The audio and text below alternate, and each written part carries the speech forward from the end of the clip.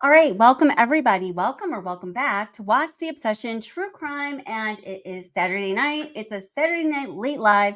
Thank you guys so much for being here. So tonight I'm just going to get the pulsating circle here. I just can't turn on my camera. We're going to be talking about the Watts case tonight, and specifically we are going to be talking about some evidentiary issues, but we're primarily going to be talking about one of the things that this channel started discussing or making content on when it began 4 years ago. So the 4-year anniversary is April 6th. So it just passed. I just missed it. But anyway, we've been here for 4 years.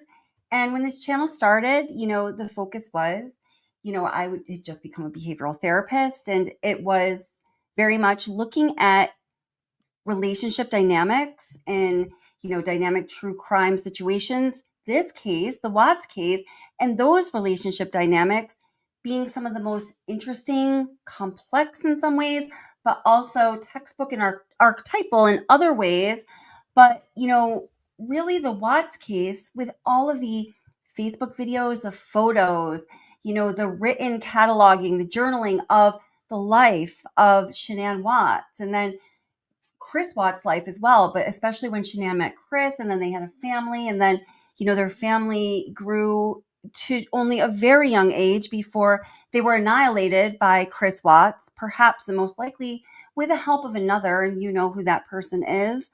But it is a very interesting case to study, and there is so much to learn by studying the relationship dynamics in this case, and just this case in general, about justice, about human behavior, about doing your part as a human being. I've talked long about and my friend Chris, who's in the chat too, and I think I also saw my friend and true crime author Kathleen McKenna Hootson, who's I think in the chat. I can't see the chat right now, but I did see you. Hi, my love. And Kathleen, I was going to ask you earlier if I could say this, but I'm just going to do it because I'm just so excited. But I'm just going to keep it super brief. I did want to mention something about Kathleen. She's written so many amazing true crime books, including the book Blood and Marriage about the Watts case. So if you haven't read that yet, definitely give that a read, and we'll talk more about that. But she wasn't going to write another book on the Watts case, but she recently decided that she is, and I'm not going to tell you what it's about, but it is going to be amazing. And so everybody look forward to that, and she'll be coming on the channel in live streams upcoming. So I did just want to mention that. My friend Chris is also in the chat here, and she is also I can never remember her job title, but I have a master's degree in behavioral therapy. She has a doctorate degree in something along those lines. And both of us talk about, what we can observe in this case, through the discovery and all the video and interviews and everything that we learn about these people who were involved in these relationship dynamics that turned into this horrible, god-awful, unthinkable, god-forsaken tragedy. That it is a real life teacher of being able to identify when others or yourself or a group of people, a unit of people is heading towards crisis before that crisis turns into a godforsaken, unthinkable, awful tragedy like this one did. And it is such an important message. So with all that being said, those of you who are members of Watts Island, and that's going to give me my next Watts the Obsession channel member plug here. And I'm not trying to plug people, but we just have a lot of awesome stuff going on the channel and a lot of really great people here tonight. And welcome to all of you. I'm so happy all of you are here. But one of our two head moderators, who is Anaphylaxis and Honey Bun, and Nancy N. She's not here very often, but she's like my boo, my ride or die. She will always be a managing moderator, even if she never comes back. She's also Honey Bun does amazing digital design work, and just recently I put up 4 different logos that she created for this channel, and you can see the logo. I'm figuring out how to kind of work with it. It's in the upper hand. I don't know my right from my left. So that's a logo, and I will make it bigger as well. Now, if I minimize myself here, she also did a design for, how cool is this, guys? Watts Island. And merch is going to be ordered our very first channel merchandise, believe it or not, after 4 years, just because I love these designs so much. Not this coming week, but the following week. So I have spring break that week, and I've been looking into what to do, how to do it, how to make sure everything goes right. So I'll be ordering it for the first time at the beginning of, not like Monday, like 2 days from now, but probably the next Monday. So stay tuned for that. And thank you so much, Honey Bun. Honey Bun also has a TikTok channel. So right after this live stream, we're going to link it right over to Honey Bun's TikTok channel. From what I understand, she was more active in it, like during the, I was going to say recession, but what I want to say is COVID, the pandemic. But she, it's very different than true crime. She's so super funny. I absolutely adore Honey Bun. She is such a wise, awesome person. And I think you're going to love her TikTok channel. So we'll definitely want to check that out afterwards. So thank you, Honey Bun, for these amazing designs. And we're going to be putting them on merch next week. And we just have really exciting stuff coming up. Okay. So tonight we are going to be talking about some of the really hard stuff to talk about. Well, maybe it's just hard for me to talk about. No, but I know it's hard for everyone to talk about because I've been participating in these conversations for longer than I've had this channel, and then also facilitating these conversations, if you want to say it like that, since I've had this channel for just 4 years and 6 days, baby. Happy birthday. And these are hard conversations. They're cognitively hard to grasp at times, depending on, what your life experience is. They're, I think for almost everybody, emotionally hard to grasp because this is such a horrible tragedy. And you can see all of the people, in the Watts family and around them. I mean, their pain is just, you can feel it in every way, including Shanann's, I think, including Celeste and Bella's. And I sort of lost my exact track there, but on this channel, okay. As we look at those relationship dynamics in the Watts family, and I saw Shay, let me go to chat just so I can pin some comments here because I saw some great comments. And again, welcome to everybody. I'm so happy you guys are all here. Thank you, especially moderators, subscribers, members. If you're just checking us out. Hey guys, so many friendly faces. Thank you guys so much for being here. Oh, hey, Sis Vicious, how are you doing? Let's see. Who was it? It was Shay. It was a while ago, but it was along the lines, guys, of something that, and Shay, I'm so glad you said this because you said it very well.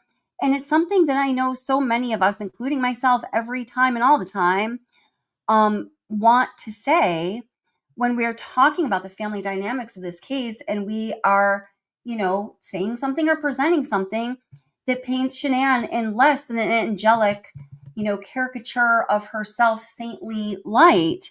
And I think I just passed it. Oh no. But it was, basically, no matter what it is that we look at, or mistakes that Shanann had made in her life, like all human beings do, there is absolutely no reason for her to be gone from this earth. It's a horrible tragedy. Her life was robbed from her in the most horrible way by someone that she trusted the most, along with her 2 children, my God, with the help of another. And it just goes without saying, this channel, I mean, no one on this channel, if anyone says something that directly contradicts this, you will be kicked out because it's not okay to be a human being and say, she fucking deserved it. She did this to herself. Like, and, just that nastiness. Nobody is saying that. And with that being said, I will say it is my opinion that, the series of interpersonal events that led up to this horrible tragedy, I don't think that this horrible tragedy had to happen. I don't think that this was written in the stars, that this was fate, God's, whatever, Mother Nature's, the Buddha, whatever you believe in, plan all along. I do not think this horrible tragedy had to happen. Now, maybe I think that because it is too damn hard to think that this had to happen. And maybe your fate is that somebody will annihilate you and the people that you love as well, and then shove you into crude oil tanks that you don't fit into, and I mean, it's just so horrible. Like, it's really hard to even think that that could be a fate that you were born onto this earth having. So since I don't believe that, I think logically, rationally, I don't think it checks out. But even if it wasn't logical and rational in my heart of hearts, I don't want to believe that. So I'm putting it aside. I don't believe that this had to happen. I do believe that the series of events and interactions between people and the way that everything happened, created a recipe for the escalation of this crisis that Chris and Shanann, as the adults, were already spiraling into long before Chris started dating NK. And that's why it's so important to look at this information holistically. And by virtue of Chris and Shanann, a married couple, parents of Bella and Celeste, spiraling into a state of chaos and crisis, the children inevitably were headed in the same direction. When you are 2 and 3 or 3 and 4 years old, there is no other choice. You are going with the momentum, the path, the momentum, and traction of your parents makes. You are following it because that is what you do when you are 2 and 3 or 3 or 4 years old, right? So there is no fault of this tragedy other than the person or people that decided to take lives that were not theirs to take in a horrible, selfish way. So now that we've said that, we can know that and move on, right? Okay, so as I said, I am going to show you some of the posts, and it is it's possible that some of you have seen some of these before. I would be super surprised if anyone has seen all of them. Most of them are absolutely scrubbed, not searchable, not findable, unless they were plucked and held on to long ago. And so maybe I know other people have certainly done that. I'm not the only one. And I've come across some of these things by virtue of other people giving them to me. So, it's all a collective here, right? Everybody wants to understand, wants the information, and we're a community. And since, I haven't, a couple of these things that were posted, texted in pictures or heard in videos, a couple of them I straight up have not seen anywhere else. And I will tell you which ones they are. And some others I do see other places. And I would just be interested to know what you have seen or heard and what you have not. But first, let me tell you what started, my gaining the courage to go into this topic in a live stream tonight. Because as I told you, if you're waiting in chat, I get really nervous on these topics where we're talking about the relationship dynamics, because there's usually a pretty heavy fallout for me as the creator of this channel. I'll just be honest, and most of you know that. And also, I just know that people really care, and there's a lot of passion, and heartfelt sentiments about the victims and about this case. And,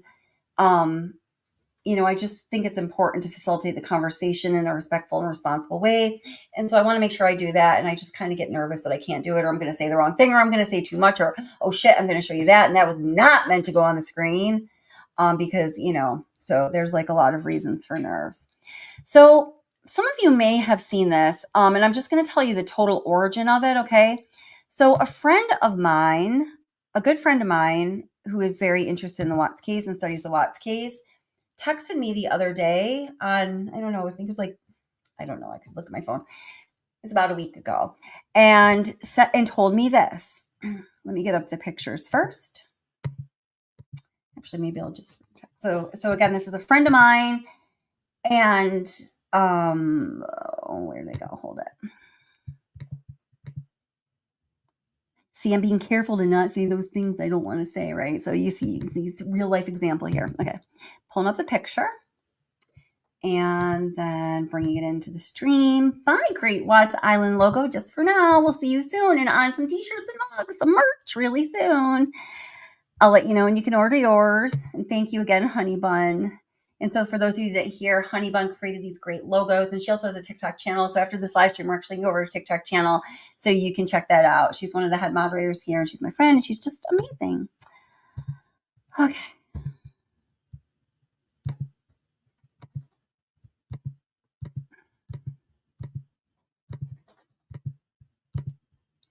Sorry if I'm a little slow. I was just going to say a very bad word. I have live content to show you tonight.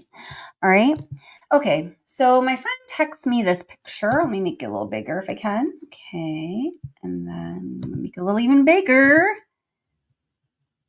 Kathleen, I don't know how you're going to feel about this, but I was going to, no, I don't think I did. I was going to send it to you ahead like earlier, but it's been a lot going on, as y'all know. Those of you that know me know. Okay. All right. Okay, so here we go. So this picture was sent to Chris Watts from Shanann Watts, okay, when she was in North Carolina and Chris was still in Denver. I'm sorry, near Denver, Frederick, Colorado, that fateful summer, right? And actually, you know what I'm going to do? Just to tell you the timeline and exactly what was said. And again, it's my friend who sent this to me. And guys, I couldn't believe it because that she did this research and found this out so smartly but easily, right? Because I do image searches on a lot of things that I find regarding this case or any other cases. I know a lot of you do too. So the fact that nobody ever did an image search on this, that I never did, that no one else ever did, just blew my mind. She told me about it, and I was at work, I got the text, and I told her, I was like thinking she's got something wrong here because this can't be right because nobody's that stupid, and hold it, the punchline's coming. Don't worry. I know you're like, wait, she's jumping around. I am, but you'll get it in just one second. But then when I got home and I had time to like look thoroughly through it, I was like, hot damn, she is 100% totally right, man. And why didn't I think of that? It was so easy, but so smart. All right. So I'm going to pull up the video, just a portion of the video from a channel that I highly recommend if you're into this case. Many of you likely know it, or I hope you do, because it's a great channel about the Watts case called Footsteps of Murder. Notably, Footsteps of Murder does a video series that has like, I don't know, it was like 30, well, we'll see in a minute, videos that goes through the entire timeline meticulously. I actually watched 3 episodes the other day. I said most recently, she never makes a mistake. I caught a few, but I think it was just in her editing because the mistake was mentioning something that actually happened on another day. But when you're making like 30, 40 meticulous videos about a crime, a discovery timeline, a crime timeline, very easy to do. I mean, she's almost perfect if you ask me. So I very much recommend that channel. And I'm going to be bringing that up right now. And I think, yeah. And the episode is going to be 7. It's going to be 7. All right. It talks about the oxys in this one. And that was the topic of our last live stream. If you guys missed it, I do. No, we're not going to talk about that right now. Okay. Just want to see how far back I want to go. Okay, guys. Well, let's get a full context from this. A context of this picture, of the ankle picture. Okay. Hold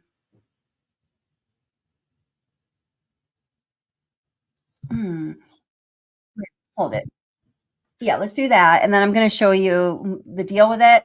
And then we're going to go right into the number one asked about, was this a real post that Shanann made over the past 4 years and even longer than that? To myself, other creators, I've talked to other people about it. I've heard people ask other creators about it. I've had it asked to me a million times, and I've just held tight to this. But yes, the post was really made and then some, and I'll hand you those receipts. But let's just listen to this, follow up in the ankle, then we'll go there, just so you have a little guide of the next minutes of your time, okay?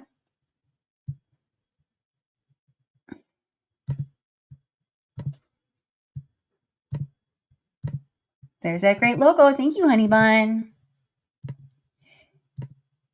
Again, this is Footsteps of Murder, an excellent Watts case channel. Super informative, brilliant.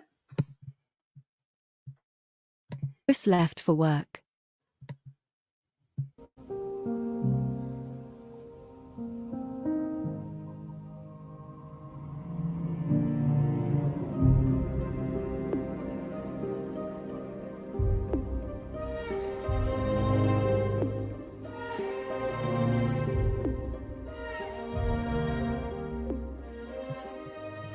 Oh my gosh, that's so cool. Before we move on, I just want to say thank you to Chris, who just renewed her membership because she had to shift it over to a different card. And I totally get that. I have to do that sometimes too. And then Cuff You gifted, or has been a member for 1 month. And thank you so much, Cuff You. Cuff You is going to come on panel in upcoming. We're going to talk about the Menendez brothers case together. So we have so much exciting stuff going on the channel. Okay, so I'm excited, nervous, but excited. Yes. And then Chris gifted 5 What's the Obsession True Crime memberships. So congratulations, those who may have gotten them. Thank Chris. Or Honeybun also gifted 5 memberships. So thank you guys so much. You guys are absolutely amazing. Thank you for being here and for your support. Wednesday, July 25, 2018. 5:30 a.m., Chris called Kessinger and held a 6-minute conversation. Straight after at 5:36 a.m., Chris made an unanswered call to Shanann. 2 minutes later she called him back and held a nearly 11-minute conversation. 6:09 a.m., Chris left for work. He arrived at the Bat Cave at 6:33 a.m. 8:34 a.m., Chris arrived in Fort Lupton. He was parked at the Grease Monkey, which is a local oil change and automotive repair place. He was still there 3 minutes later. Maybe his work truck is having something done to it. Between 8:41 a.m. and 12:07 p.m., Chris searched Google on the following topics: when to say I love you, when to say I love you for the first time in a new relationship, what do you feel when someone tells you they love you, how does it feel when someone says I love you. 9:30. Okay, and we all know how weird that is. I think if any of you are on Watts Island, you certainly know that's in the Discovery. How do you, just like asking about how you feel when you love someone. I mean, that is definitely a sign, symptom, an indicator of a couple potential things. To me, it could be an indicator of, being on the autism Asperger's spectrum. We know that people, like emote and sense and reflect on their feelings differently, oftentimes, various places on that spectrum. It also could be something, it could just be a pathology, a personality pathology. I tend to think, although many people have, speculated that Chris could possibly be somewhere on that spectrum, myself included. We've talked about that before. He obviously has a personality problem. And that was a really weird Google search. 30 a.m., Kessinger spent 4 to 5 minutes searching Google on topics like how to prepare for anal sex and the anal sex guide. This progressed to searches at Pornhub for interracial porn videos and threesomes with double penetration. Okay, so see, all right. This is one of the places where I was just mentioning that although Footsteps of Murder is usually meticulous with her research, her errors, she got a few, okay, the things that get mixed in this video all happened on August 11th, that Saturday night, around the lazy dog date or day, because she Googled double penetration and all that stuff that was just said. I just realized my son is friend or near shot, the morning of the lazy dog date, which was, less than 48 hours before the annihilation of Chris Watts' family, perhaps with the help of another. And those got sprinkled in here. So that's not reflective of how her work usually is. So I just want to say. This is when I believe Kessinger searched for this and not when said in the Discovery. Oh, never mind. If you want me to explain why I came to this conclusion, please say so. I will make another video. Okay, so everything I just said was wrong, and I guess that Footsteps of Murder really does know what she's talking about, and it's just like way above my head because I don't even know what she's talking about right now, but she meant to do that. So see, I told you she's perfect. Why are you guys doubting me? Stop. Explaining this once this series is over. 9:31 a.m., Chris is still in Fort Lupton at the Grease Monkey, also still there at 9:33 a.m. 9:46 a.m., Chris is now at Paragon X3012 in Fort Lupton. 10:16 a.m., Chris is now at the Safeway Garage in Fort Lupton. 3:20 p.m., Chris arrived home from work. 3:47 p.m., Kessinger received a call from Kaylee at Taskman Geosciences and held a 49-minute conversation. Her call showed she was in Fort Lupton. I wonder if she was there when Chris was. 4:35 p.m., Yeah, guys, don't worry. We're gonna go back to the foot. We're gonna show you whose foot that is. Shanann called Chris and held a 23-minute conversation. 4:36 p.m., Kessinger called Watts and left a voicemail. Following an eerily disconcerting childlike giggle, she told Watts, "I miss your face. I was just calling to say hi. Call me back, bye." Hi. It's me. I miss your face. I was just calling to say hi. Call me back. Bye. Chris was on the phone to Shanann when Kessinger left that message. Immediately after ending his call with Shanann, Chris called Kessinger briefly. "However, I can find..." Yeah, guys, so this video right here, so the whole foot thing, it's brand new this week, discovered by a friend of mine, as I said, and then, of course, Truth with Dave picked it up immediately, and I don't know if he's trying to cherish it his own on his channel, but I promise you, it was my friend who found it, because before it was out anywhere on social media, it was just between her and I in text message. She's like, "Oh my God, I just found this out. We need to geek out about this, because who else am I going to talk about this with if it's going to, so yeah. That's what happened. So this video we're watching right now by Footsteps of Murder is leading up to the text that Shanann sent to Chris about Bella's ankle with that picture of the foot in it. And we're going to find out exactly the context and precisely what was said. Because as we all know now, Footsteps of Murder, the creator, is perfect. Okay. I promise you, I'm taking you to the promised land. Just hang in there. If you can't, if you got ants in your pants, you probably got to go do something else, because we need to follow along step by step here. Okay. We've already, played like the, pin the monkey on the tail games with the Watts case. Like now we're doing things methodically and systematically. If you're not down with that, there's definitely other channels for you. No proof he called her back. It's in Discovery but not in Kessinger's phone records. 6:31 p.m., Chris searched Google for Sand Dunes weather. 6:58 p.m., Kessinger called Chris and held a 15-minute conversation. Straight after at 7:14 p.m., Kessinger called Jim and held a 19-minute conversation. Straight after calling Jim, she called Chris again at 7:34 p.m. and held a 2-minute conversation. 3 minutes after this call ended, she called Jim again at 7:40 p.m. and held a 1-minute conversation. Thursday, July 26, 2018.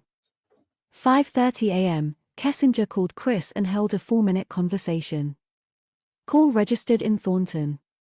5:40 a.m., Chris made an unanswered call to Shanann. She returned his call 3 minutes later and they held a 5-minute conversation. 5:52 a.m., Chris left for work. 6:16 a.m., he arrived at the Anadarko office. Shanann has been quiet the last day, apart from an odd Thrive post. Today at 8:06 a.m., she posted a picture saying, "Every single time." 8:46 a.m., Kessinger called Brian at US Hydro and held a 1-minute conversation. Call registered in Gilcrest, Colorado. 6 p.m., Chris Guys, visited I'm moving us closer to the myprepaidcenter.com. photos, okay? 8:38 p.m., Kessinger called Chris and held a 1-minute conversation. 8:42 p.m., Kessinger called Longhorn Steakhouse and held a 4-minute conversation. Is this why the quick calls between them? Was Chris checking my prepaid center to see if he could afford the steakhouse food? He did purchase from here. I don't know the amount that was spent, but Kessinger must have ordered it, as she is the one doing the call, so she also has access to his gift card. Monday, July 30th, 2018. 5:30 a.m., Chris called Kessinger and held a 3-minute conversation. A short while later at 5:39 a.m., Chris called Shanann and held a nearly 6-minute conversation. 6:06 a.m., Chris left for work. 6:19 a.m., Kessinger called Irene, a family member, and held a 26-minute conversation. Call registered in Broomfield. 6:32 a.m., Chris arrived at the Anadarko office. 7:30 a.m., Shanann posted a picture. 8:11 a.m., Shanann sent Chris an insurance identification card for their 2016 Lexus RX. The effective dates are August 15, 2018, through February 15, 2019. 9:18 a.m., Shanann sent Chris 3 images of swelling to the right ankle of one of their daughters. Her face was not captured. Chris replied, "It looks like her ankle is dislocated in that one picture." Okay. Shanann agreed and said, "She may need special shoes." Okay. 12:30 p.m., Kessinger called Longmorn Toyota Okay, and held guys, a so that was on, okay, that picture was texted by Shanann to Chris on July 30th, 2018, okay? Now, the context for that is why I wanted you to watch some of the video, but, you know, we need to watch more of the videos because they're so detailed to get the full context, is it's one day before Chris comes to join Shanann, Bella, Celeste, and the Rusick family basically in North Carolina. And then the final day he's there, only the final night he's there does he see his family, right? So again, it's July 30th. So we do know that Nutgate, the so-called Nutgate incident, happened on July 9th. Right, guys? Yeah, July 9th, yes. 2018. So that was, well, a convenient exactly 3 weeks before this. Now, during that time, and a little bit before even Nutgate, all of July, Shanann is, you know, we know through the discovery and through what people have said, Shanann is just calling Chris repeatedly. They're having very short conversations. She's blowing up his phone at like 4, I think the earliest hour I saw was 4:28, then 4:32 a.m. And you know, she wants him to answer, be at attention, you know, listen, man, she's freaking pregnant with his child and has his 2 young children across the country where she's taking care of them herself and her pregnancy. And can't get a hold of him and he's acting weird. I mean, I can't even imagine the pain and anxiety and sadness that she was going through. I'm sure it was horrible. So the context for that foot picture, again, let's just listen to what is said once again. Then I just want you to see the next day, Bella and Celeste running towards Chris in the airport. And then we're going to see the source of the ankle picture. And then we're going to look at the Cece Eats Her Poop post. Whoops, I gave it away. Okay. Station. 8:42 p.m., Kessinger called Longhorn Steakhouse and held a 4-minute conversation. "Is this why the quick calls between them? Was Chris checking my prepaid center to see if he could afford the steakhouse food?" Probably. "He did purchase from here. I don't know the amount that was spent, but Kessinger must have ordered it, as she is the one doing the call, so she also has access to his gift card." Monday, July 30th, 2018. 5:30 a.m., Chris called Kessinger and held a 3-minute conversation. A short while later at 5:39 a.m., Chris called Shanann and held a nearly 6-minute conversation. 6:06 a.m., Chris left for work.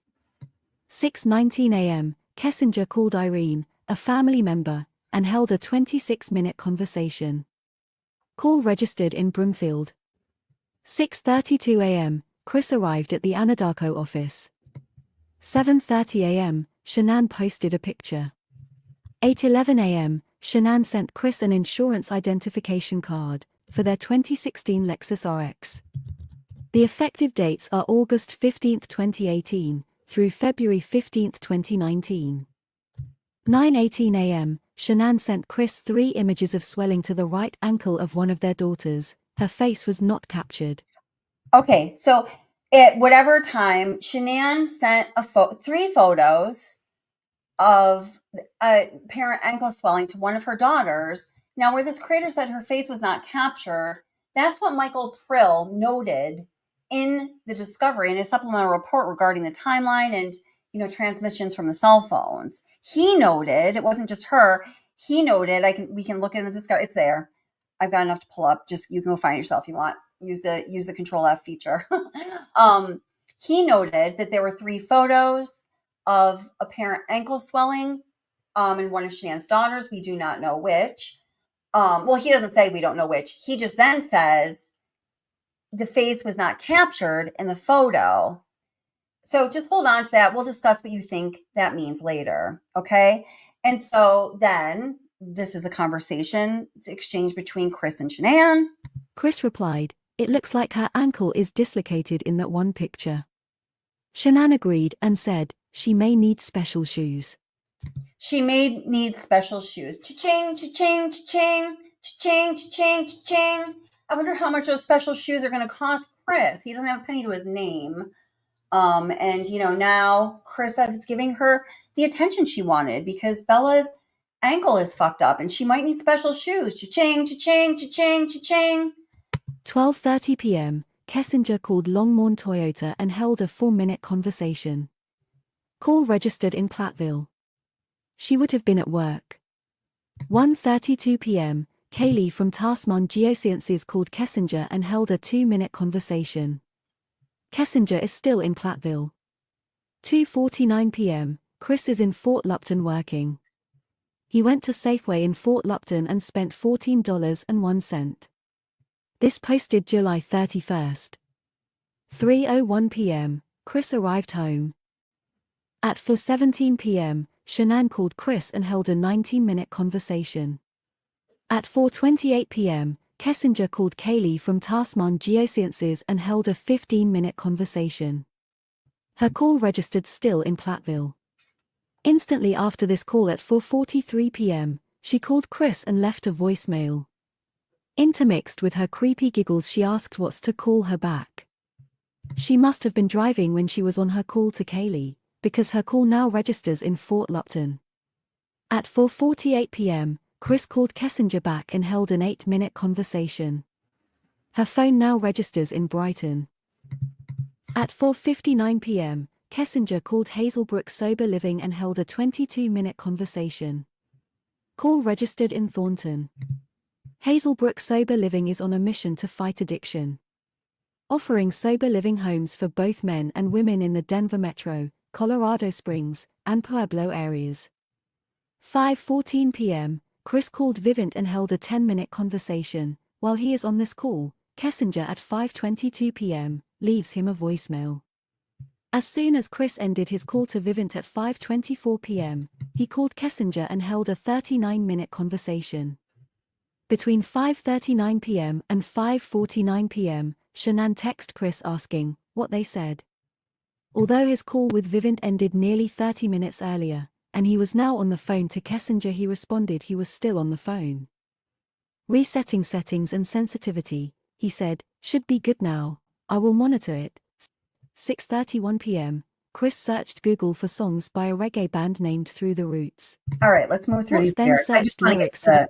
And then he sends all these mushy cards 6:37, to love you, Spanky like and a piece Nada. of paper I just really want to get to the and airport. going to bed.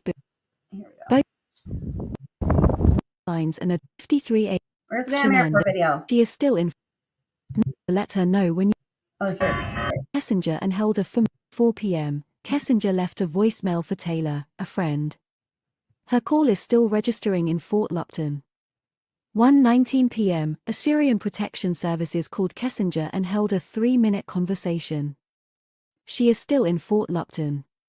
I wonder why a cell phone insurance company is calling her the day that Chris Watts just left to go to North Carolina. I don't know, just food for thought. I've thought of it before, haven't thought of it in a while.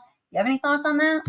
1:22 p.m., Kessinger left a voicemail for, not sure who. Fort Lupton still. 3:49 p.m., Chris called Kessinger and held a 4-minute conversation. This call has Kessinger in Platteville. Shanann posted a video of the girls and her meeting Chris in the airport.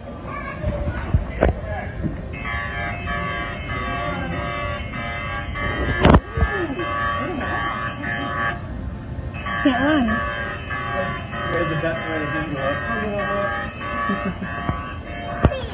Now I can hug you. Now I can hug you. Come here.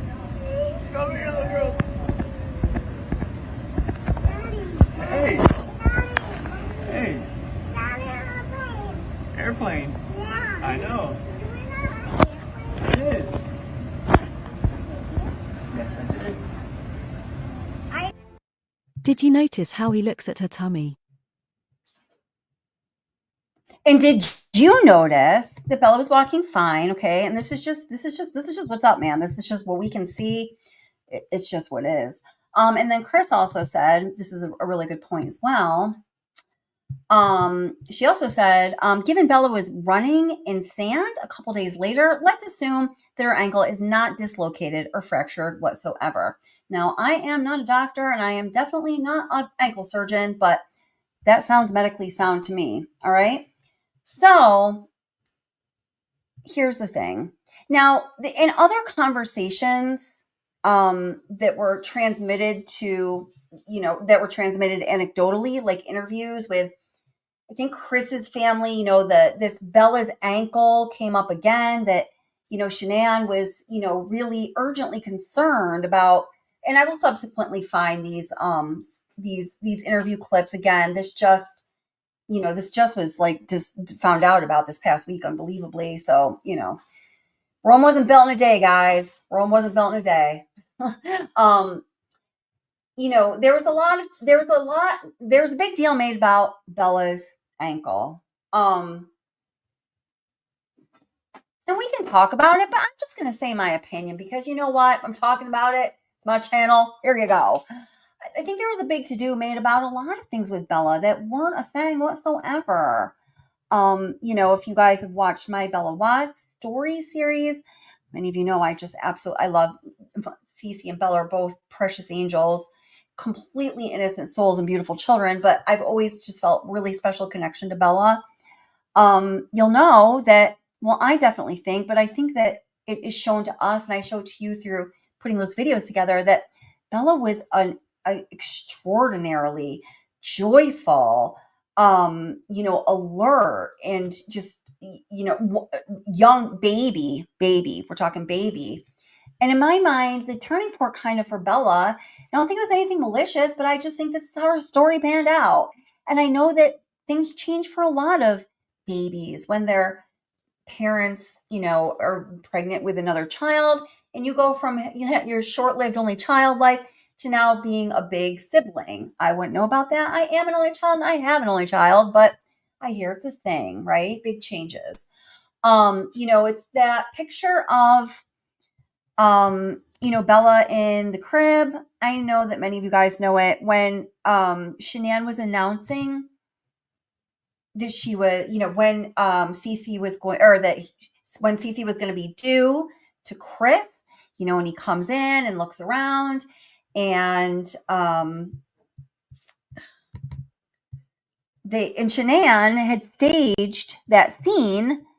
So because she put an eviction notice on the crib. I feel like I'm explaining something many of you guys know. I'm just trying to find the picture. And I do have it somewhere, but I have like 60 pictures that I thought I might want to show you guys today. So I'm just looking through them. And so it's an evicting, kind of just being cute idea you'd find on Pinterest or something, Insta. Evicting Bella out of her crib because the new baby's on the way, and then it gives the baby's due date. And he's like, oh my gosh, Bella, a sister? You're going to have a sister? A July baby? Oh my gosh, a July baby? He's like all excited. He seems genuinely excited.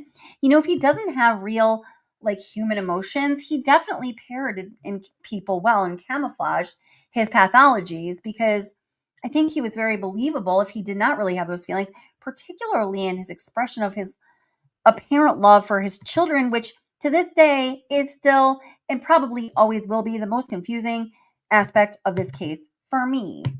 Okay, I found the picture. Whoops. Don't double click that, baby. Okay, so there is a picture of, let me bring it into the stream here. So there is a picture, like a companion picture with this, where Bella is just super smiley, and she says that just, this kind of expression. There's our great logo designed by Honey Bun, coming on to merch in about a week from 2 days from now. Okay, so there is a companion picture again where Bella's in the crib, apparently just minutes before this picture is taken. And she looks so freaking happy. She's all like wide-eyed and alert, like she was when she was a carefree little baby. And then there's this post. And so it says, and this, by the way, is 3 days before Bella's first birthday. It says, gave Bella her birthday/Christmas present early, took us 15 minutes to get her to fake cry for the pic. So, what I've said about this before is I don't know who us is that was trying to get her to fake cry, because when you watch the video of Chris walking in and finding Bella with the eviction notice on her crib, she's crying a little bit. She's definitely crying. And then he picks her up. He's like, Bella, and all those things that I said. So I think the us is really Shanann getting Bella to fake cry. It took her 15 minutes, she says. And why was she the sole cause of her beautiful little carefree, joyful, giggling, laughing, wide-eyed, happy baby turning to tears? It was because she wanted to take this picture. And so I make a point of this, guys, very intentionally, because again, I don't think it was anything malicious on Shanann's part by any stretch of the imagination. But this right here, and then let's put it into like figurative terms. Bella is naturally carefree, joyful, happy, smiling, giggling. And then because Shanann wants to stage a scene, Bella is all of a sudden miserable and it's caught on camera. Okay, so this is the first time we see that happen to Bella from a public perspective. Of course, we are not privy to every moment of their life, thank the Lord. But I mean, wow. There's already a lot out there, right? This happens a lot after, including every time Bella and Celeste are made to sit with the Easter Bunny or Santa, which is every Easter and Christmas of their short lives, compulsory, even though Shanann knows that they're terrified. And we're actually going to look at a post about that as well. Why don't we just jump forward to the post about that? And then we're going to, I'm sorry. We have to wrap up the ankle first. Okay, so give me just, hey, honey bun, did you want to come up, by the way? I'm going to put the link for you in chat. And if anybody else does want to come up on panel, just let me know. I don't want to have like a ton of people up like for, a really long time, but, we can kind of take turns because there are a couple things that, honey bun and I wanted to discuss, but I do want to hear from you guys. So just let me know first, though, okay? So, and again, Honey Bun has a TikTok channel, and after this live stream, we're going to go to her TikTok channel. And she is also the person who, does so much for this channel. Is a great moderator and created those awesome designs you guys voted on. Okay, there's your link, Honey Bun. Okay.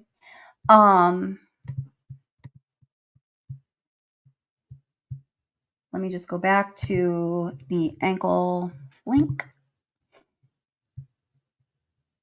And thank you guys for being here. Hey, if you haven't yet, please, do the YouTube things. Please do hit like. I'd really appreciate it. And yeah, I appreciate you guys. Let us know if you guys are new to the channel or to chat. Please, please, please say hello and let us know where you're from because we would love to get to know you. A lot of people have reported recently that, oh my gosh, I started coming in chats and I feel like, already have a true crime family. So that's definitely what we want for you. So please do say hello because we want to meet you. All right.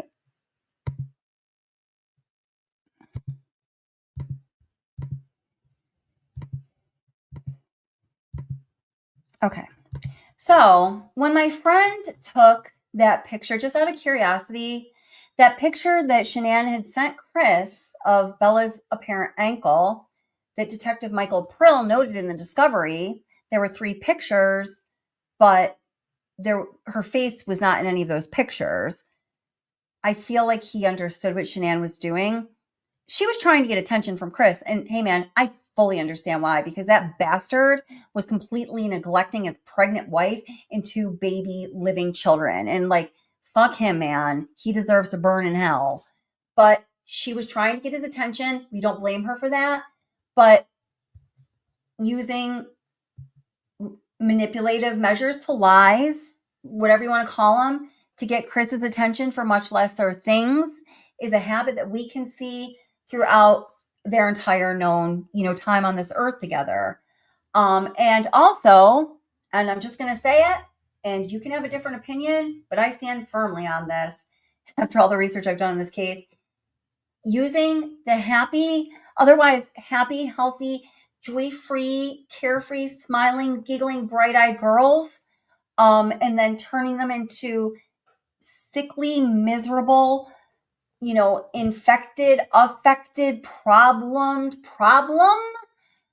children is one of the favorite things that is used by Shanann Watts I will use a very direct voice there. I'm not trying to skirt around this anymore because this just needs to be discussed. To get attention from Chris Watts and whoever or whatever else she wanted attention from. I believe that that is as much a fact as that I am sitting on my couch right now and haven't washed my hair in like 3 days, and there was no way I was going to turn my camera on. Okay, that's a fact, and I think what I just said is a fact. So my friend popped the picture of supposed Bella's ankle into your, just Google image search or whatever. This is what came up, and she's like, "Hot damn, man." She's like, that was easy. I think she said it was like the third search result or something. It wasn't even like hard to get to it. So when you click on this, we see from the University of Utah Health, and this is an information article dated August 24th, 2015. So about 3 years before the horrible, unthinkable, god awful, not excusable, go to hell, Chris Watts family annihilation. This article was printed. So, obviously it was available in a Google search. If somebody was looking up, I don't know. Let's see what it says. So this is the picture. The only thing that that my friend, I can say that, that my friend found doing the Google image search just the other day that I don't think it was ever done before, which is so unbelievable because I feel like we've scrutinized every image that's available in this case, but she's good. She's good. It is the exact picture, but just that top hand is cut off. Am I sharing this with you guys? Oh, thank God I am. Okay, cool. All right. So let's just read a little bit about what, Shanann would have seen on this page, because we do that to Nicole Kessinger. I guess it's only fair, although I don't want to equate the two because I believe one is better than the other. But anyway, many things are subjective in life. That's not so much, but to some people, yes, maybe it is. Okay. Sorry, I have different tabs open. Okay. So it says, when kids are playing outside or competing sports teams, injuries are a common occurrence. Ankle sprains in particular go hand in hand with the start of football or soccer season. Dr. Cindy Gellner talks about how you tell if your child has a sprained ankle and what to do if they have. She talks about treating it at home to speedy recovery and gives some tips for preventing an ankle injury in the first place. Let's see. Hold it. So, there's the symptoms.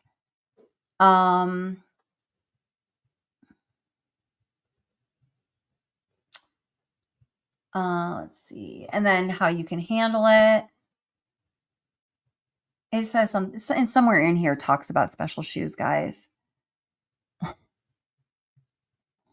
So that's where Shanann got the picture and information from. She just did. So the question that we're then left with, which, isn't a totally significant question on its own. I mean, I guess that was significant to Bella when she was alive, when she didn't have a busted up ankle, but, she's having to act like she did. She's being treated like she does, and she can't do the things she wants to do when she's on vacation with her family that she barely ever sees but loves so much, because she's supposed to have a sprained ankle that she doesn't really have. How confusing and messed up is that, So that's why that's a big deal. But then we have to ask the question, and I know the answer in part, this is partially rhetorical. How many other times and in what situations was this same technique employed, where Shanann, in this case, again, I'm going to use my direct voice. I'm not going to passively work around this. Yes, other people could do this. Shit, I'm sure I've done something sneaky like that in my life, but certainly not as a habit. I can't think it off the top of my head. However, we have to ask, how many times did Shanann do things like this and make up maladies about herself or the girls, or, something a little different to get what she wanted from another person? And I can tell you that just through the information that we have, that you already have access to, it is verifiable that there are many times just like this. So, honey, are you coming up? Does anyone want to come up on panel before I get into the next thing. And I also want to get your reaction to this. Link to panel. And welcome to everybody who's coming in. So great to see you guys. And thanks for being here.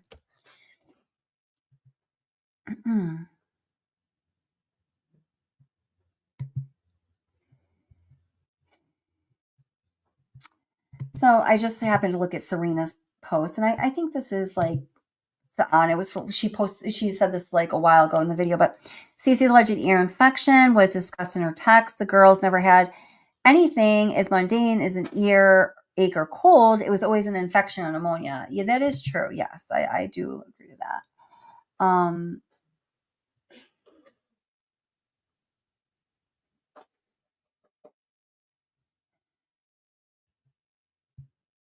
Oh, Honey Bun is, I'll grab you. Oh, wait, let me just bring Honey Bun up. So, hey girl, how are you doing? Everybody welcome Honey Bun. How's it going? Hey, can you hear me okay?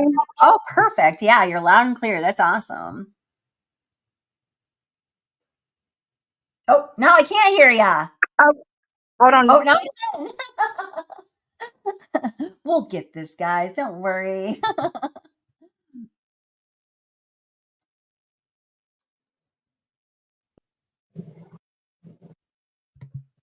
I got backlash going on here. Oh. Okay, Oh, how about now? That's good on my end. Okay, so it was coming back on me like I would say something and then it said it back to me just in my same voice. I thought I was talking to myself. Are you good now? Yeah, I'm good now. Okay, good. That was scary. I was like, yes. Hello? I just have to ask the chat really quickly. If I would personally appreciate not using the munch house blah, blah, blah, blah, blah, or the fictitious blah, blah, blah, blah. For me, there's a professional conflict. I'd rather just not have it in my live chat if possible. Please understand I'm asking that as a personal favor.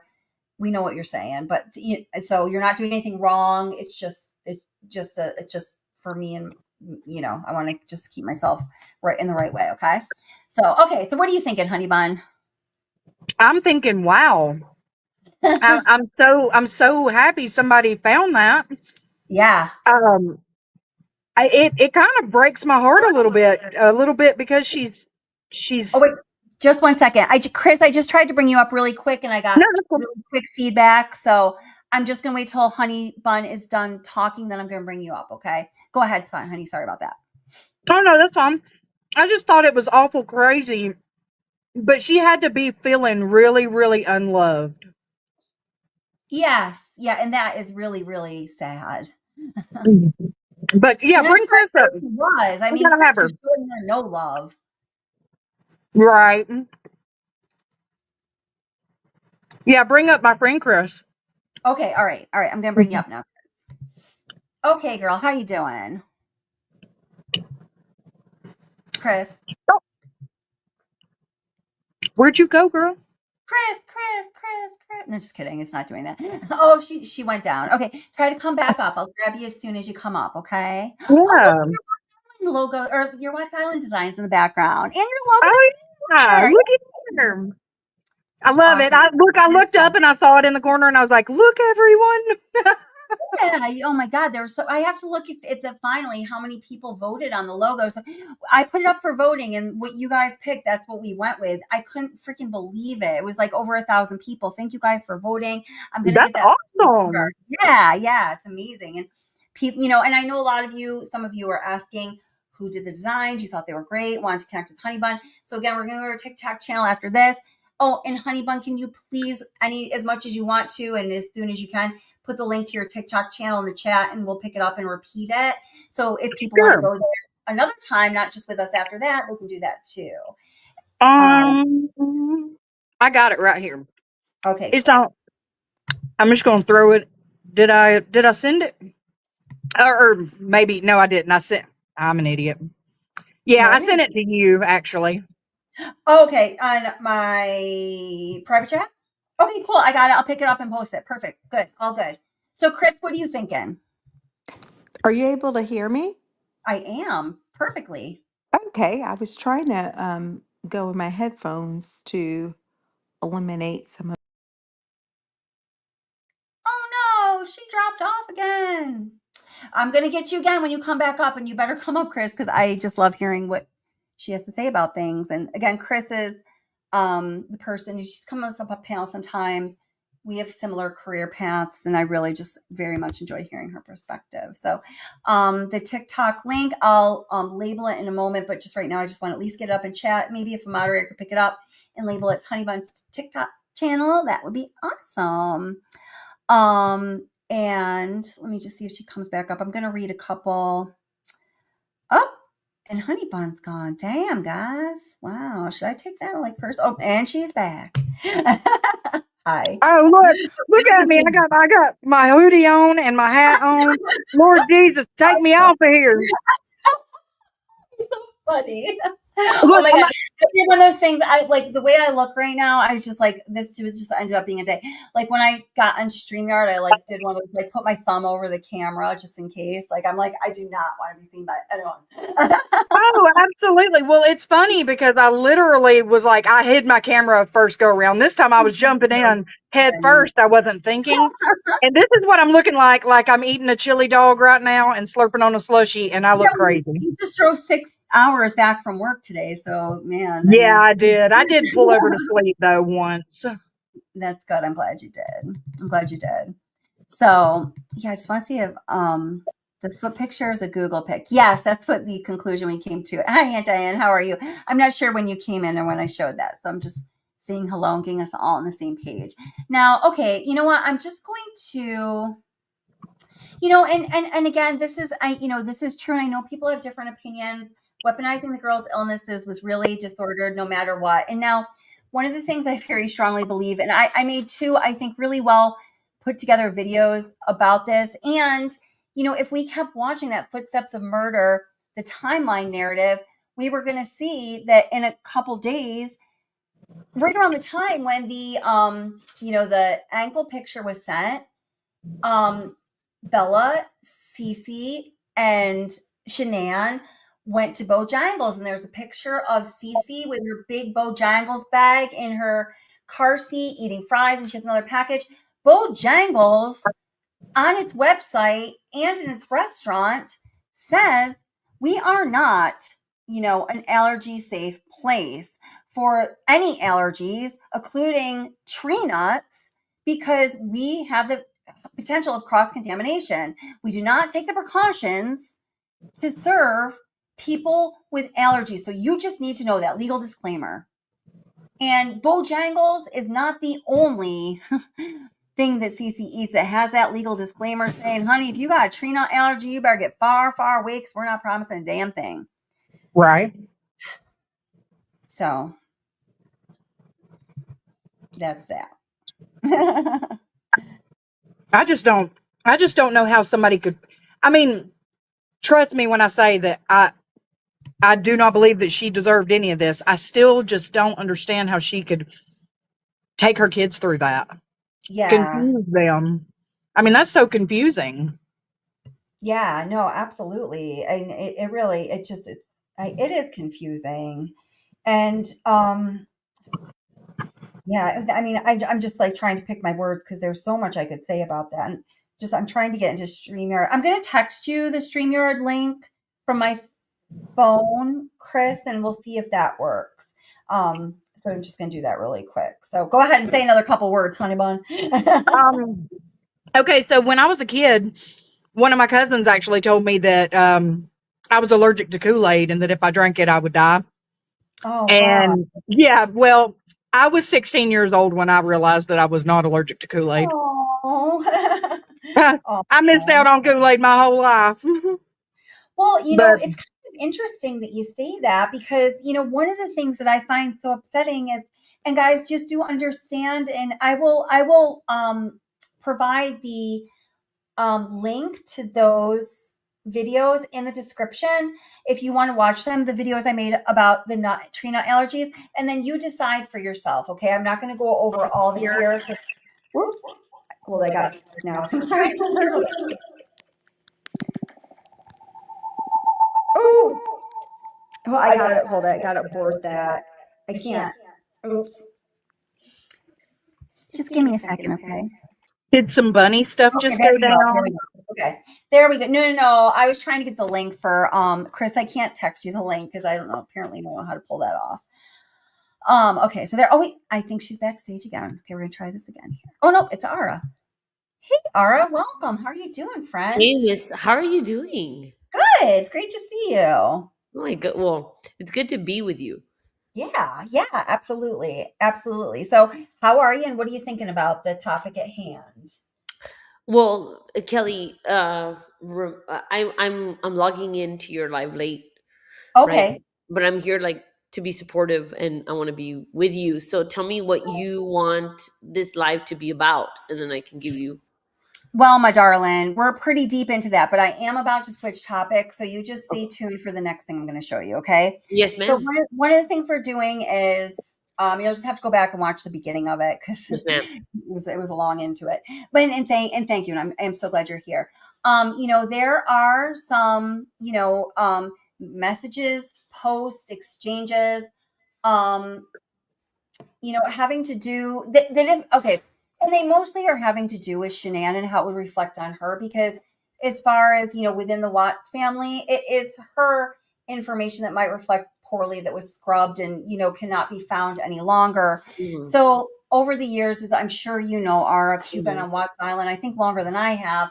There are certain topics that are talked about. There are posts Different or perspectives. well, yeah, and there's like apparent Yeah. posts that now the question is, were they real or were they a myth or did somebody make them up?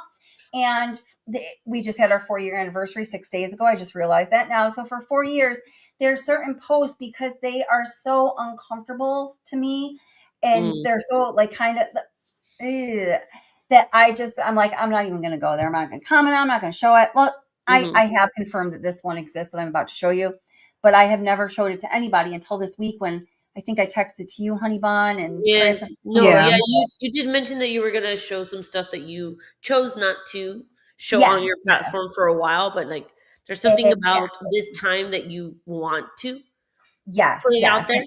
exactly. And Right. you'll find all the answers to that when you go back and watch the beginning. Yes, ma'am. Well, All right. I do Definitely have will. one thing to say though. Go ahead. Just to clarify to everybody, Shanann was wronged in one of the worst possible ways, along with the kids. But what she was mostly wronged for is she never got an opportunity to learn from her mistakes Yeah. and to Yes, grow and as a Tara and I human. have talked about. Yeah, absolutely. I totally Yeah. agree with that. Like Yeah, Shanann was she stuck really as a needed that 34-year-old. opportunity. That's She it. did. She was stuck as a 34-year-old. That's all she's gonna be is her 34-year-old self. And So it's so even though funny you we say talk that, about Justin. this, we're not talking crazy about her. She was We're allowed to live. I'm 46 now. She was allowed to live till 46. She would have learned the same life lessons as me because we've had very different lives. But she, like me, and all of you who are listening right now, whatever age you're at, would have grown all the wiser as you worked your way through life and looked Hmm. back and reflected and been like, I can't fucking believe I did that. That was messed up. Correct. Maybe you joke about with people, or maybe you would right. like, go Chris Watts style and swear to yourself you were taking it to the Yeah. grave. And that wasn't a luxury that she was afforded because Exactly. Yeah. someone made a choice that was not hers. That's the crazy part. Exactly. Exactly. Yep, exactly. You hit that one right on. You hit that one. Yeah, totally right. Right on. Thank you for saying that, Ara. I Yeah. do appreciate that. I think it is such an important point to make. And I mean, I know for myself and these people here when we say that, like, that's what's up. That's what's meant by that. So, That's what it take is. Like yeah, she's just stuck there. She didn't get to learn. She didn't get to be anybody else. She didn't get to grow. Think about it. Like exactly. we're judging a woman Horrible. in our old age when she was stuck in this, and that's all we're ever gonna know of her. But Right. I think eventually she would have learned and understood She better, would right? have. If she would have given more time to live life.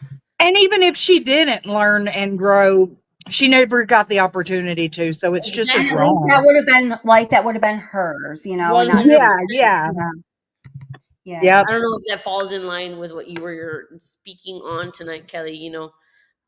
Oh, But totally. you all need to know that Kelly is like very welcoming. She didn't know what the fuck I was gonna say when I came on, but she invited and she allowed me to come up. You never know what the fuck I was going to say, just by the way. So just get And used to that's true. that. That's very true. She gets on Kelly's tics. Sometimes such a brave woman. it's all about boys do this, girls do that. Remember when you were really stuck on that for a while? And I was That's like, true. stop segregating everything by sexes. It's not about that right That's now. true. You're so right. I love Kelly. So You're so true. funny. All I right, love you guys. too. So this is one of the most God, there's so many comments I want to read, guys. It's nice to see all of you and thank you for being here. I don't know if this is true because Cindy. Oh, and this is true. Just let me. And again, my friend and awesome true crime author Kathleen Hudson is here in chat with us tonight, and she wrote the book Blood and Marriage, which is all about the Watts case. It's one of the best books on the Watts case, along with many other books about true crime cases. And I hope that I have her blessing. I hope you're not mad at me, Kathleen, but I did tell you in the beginning if you weren't here at some point, it was actually on this channel. She swore she was never going to, you probably did before, never going to write another Watts book. And the last word you're ever going to say about it was in a live stream on this channel. But she is in the process of writing another Watts book for a good reason. And it is going to be, you're all going to read it. I'm sure of it. So please do be looking forward to that. And everybody give her, say hi to Everyone her. put a heart in the chat for Kathleen. Yeah, put a heart in chat for Kathleen. Or if you're a member, you can put a picture of a skanky empanada if you want in a brown bikini. I want her to sign my book. Hell yeah. Oh yeah, totally. Yes. Thank you, So, Kathleen. okay, so this is one. This post right here is a post that I have had people ask me the most about. Was this a real post? Did this really fucking exist? That's insane. I think it's a lie. I think it was a myth. I think Miss Mensa made it up or whoever. There's been multiple armchair detective made up, whoever. I don't think it's real. And I just bite my tongue every time I've had people get in fights with me about it. Anyway. So this post was made by Shanann, and this was taken from her Facebook account. This is authentic, okay? That says, warning if you have sensitive stomach, Dawn Reed. I think she meant don't read. And this was on June 16th in Broomfield, Colorado, okay? So Celeste didn't sleep as long as she normally does at nap today. So I go to get her, and she has something brown in her mouth. I thought, well, maybe I forgot to wipe her before nap, like wipe cookies off her face or something. Bad, mommy. Then she turns her head to laugh, and the same brown stuff is in her ear and on her head. Pick her up to find poop bubbling out of her diaper. So she's got poop in her mouth and like in her ears and all over her head. And I don't know, people got really fixated on this. And then there's a follow-up to it here. Let me find that. Well, what do you guys just think about that poopy post on its own? That's mortifying. She's just sharing her story. She's just sharing her life. Yeah. Yeah. I don't think this is normal. I was saying to Honey, and then what I was saying to Honey Bun earlier, and people can disagree with me about this. Like, we have to put it, like, in my mind, I put it in the context of, we know that the girls, slept 12 to 13 hours a night. I was just looking at documentation from her that confirmed that, and then took usually 3 to 4 hour naps every day, that they didn't really ever, leave the house, that they went to bed at 6 o'clock every night. And that there's, a number of different videos where, we can hear Cece crying in the background. I've been pointing those out recently because those are also videos. I didn't point this out and mention it for so long because I was like, out of context, it just sounds like maybe it's being catty or whatever. But it is so many videos, so many times for such a long time. This Cece is, first of all, Shanann talks about hating to change Celeste's diaper. She claims at some point, Bella got potty trained at this age in the past. But then there's like several other successive posts, like a year and a half later, talking about when she says then Bella finally was really actually potty trained. So they're just stories that are being, being made up. But Chris and his family said that Shanann did not change diapers. Cece's diaper would get changed in the morning, and then when he got home from work, her diaper would get changed again. Now, this might be, it's like I almost feel like it's a little weird, like a little psycho of me to even like notice, but I know other people have noticed Cece in a lot of those videos has a rather full diaper. And listen, people, I know what a full diaper looks like as opposed to a not full diaper. Okay, like it's just like I've heard, oh, it's full. Did you see what's in it? Did you put your hand in there? No, it's a full diaper. You can tell. I mean, we can look at some of those pictures. So the really upsetting thing about this to me is, first of all, that Cece's diaper is not changed enough where her diaper can be replete with poop while she's sitting in her crib, to the point where she has it in her mouth, her ears, and on her head. And also that she was left in her crib by herself that long, where that would even happen, and that she would have it in her mouth, her ears, and on her head. And then the next post, wait, we've got to see the next post, because she actually eats it. So, okay, let me find the next one. I just got to go in a different folder. I don't know why I didn't put them together. You can comment if you'd like. Why do you think it's important to point that out? I think Because you kind of had to be in the beginning of the video, something that just like recently was found by somebody.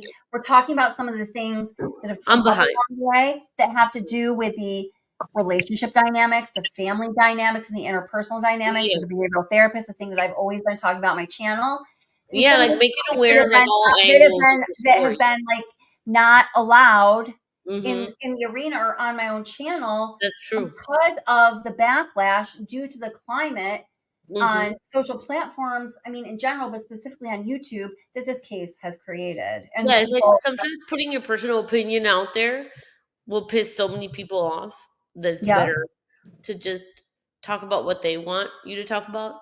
But right now, what you're doing is talking about what you want to talk about. Yeah, well, I don't think it's that I may turn to like where I talk about what they want to talk about, but I made a conscious choice to, and I do this in Yes. other areas of my life.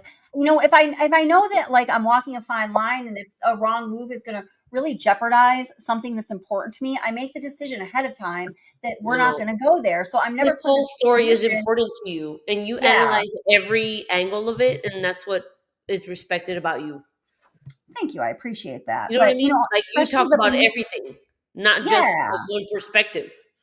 yeah, yes, because it's that behavioral Yes. analysis part of it that is just so super Yes. intriguing to me. And dude, where did I put this other piece of it? What do you have to say, honey bun? I just think that if any of this that we're talking about now Mm-hmm. reaches and helps one person, it was worth it. Absolutely. 100%. And I mean, there's so many things, there's so many intricate levels. Angles, right? Like, Mm-hmm. Yeah, and I'm torn. Like, yeah. you know, I I love. I say I love them because I my heart hurts for them. So I must have something, some kind of love for them. But I do. I love those kids, and I've grown to know just about everything about them. Yeah, I And to think a lot think of people feel that way. that they Yeah. walk through life just so terribly confused, it breaks my heart. Like I don't know. I mean, it's almost not much brings me to tears, but knowing how horribly wronged they were This in is a every tragedy. aspect, it This bothers is a me. tragedy. Yeah. Yeah. A Wow. And tragedy committed I by just wanted to someone. help somebody. Right. Yeah. I Honey don't bun, I have think. kids, so if I ever have any kids or anything like that, it would be one of those. I better not post anything about poop, But you know, No. like but or that's not cool, or I'm just saying like it helps everybody. But and then Um, honey bun, this is the second part of it. It says, "At least she was smiling. Did you call parent smart?" And then Shanann replies, "Nope, just gave her milk to wash it down." oh that's my so God. disgusting. But see, honey bun, I think the really important thing is like you don't have to have children. You just have to be a friend of somebody That's on right. That's Facebook. a great point, Chris. I think of the people who were, especially in her upline, that she This Uh-huh. admires is so Chris. much. The Addies, the anybody else, Chris, obviously, like I think he is complicit in all of this. So his culpability starts for me long before August Sure. 13th. Oh, But I absolutely. think the greatest lesson is like, if we're seeing this, maybe they block us, maybe they don't speak to us again. But if Right. we see this kind of thing and don't speak up, we We are don't know just if as we're, wrong. yes, and we don't know if we're participating in something that is accelerating and Absolutely. quickly Preach becoming it. crisis.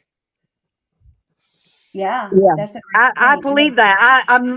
I think I said the same thing actually. Yeah, I, very similar. Yeah. yeah, was it something similar to that? If we don't tell people, how do we grow? How do we make a change? That's Yeah, right. and I think Becky Boo says, I think everyone's afraid of her dominant personality. There's Yeah. no one that I'm afraid of more than I care to advocate for children. And that's not That's just right. children close to me, children I love. And these That's are right. real life scenarios for That's me right. where I've had to step in and say, you can be mad at me for now into forever. And maybe they grow and evolve and understand what I had to That's say. right. And But same with me, and that's part of our career by nature. I mean, yeah, that's something that we do. That's something we're obligated to ethically, morally, legally, and professionally. yep. Yeah. But I And also to feel not like talk about that aspect in this case would be like ignorant, negligent, and kind of just I we feel shouldn't like even that talk kind of about it, care is you not, know? it's not a choice, it's an obligation. Like Yeah. I've never Yeah, I, chosen to give a I fuck. yeah. that's right. But I I care. just do, and I don't know how to get away from it because here I am on a YouTube StreamYard link and talking Same. about things to advocate for somebody else that has nothing to do with me. Yeah. Yeah. But it does have to do with you, and that's It the thing. does. It has to do with all of us. Because, guys, Right. now, well, I want to get back to that, but I just need to read this comment that is indicative of so many comments I get because I have a response for this, and then I'm going to finish saying that, and then I want to give it back to you guys.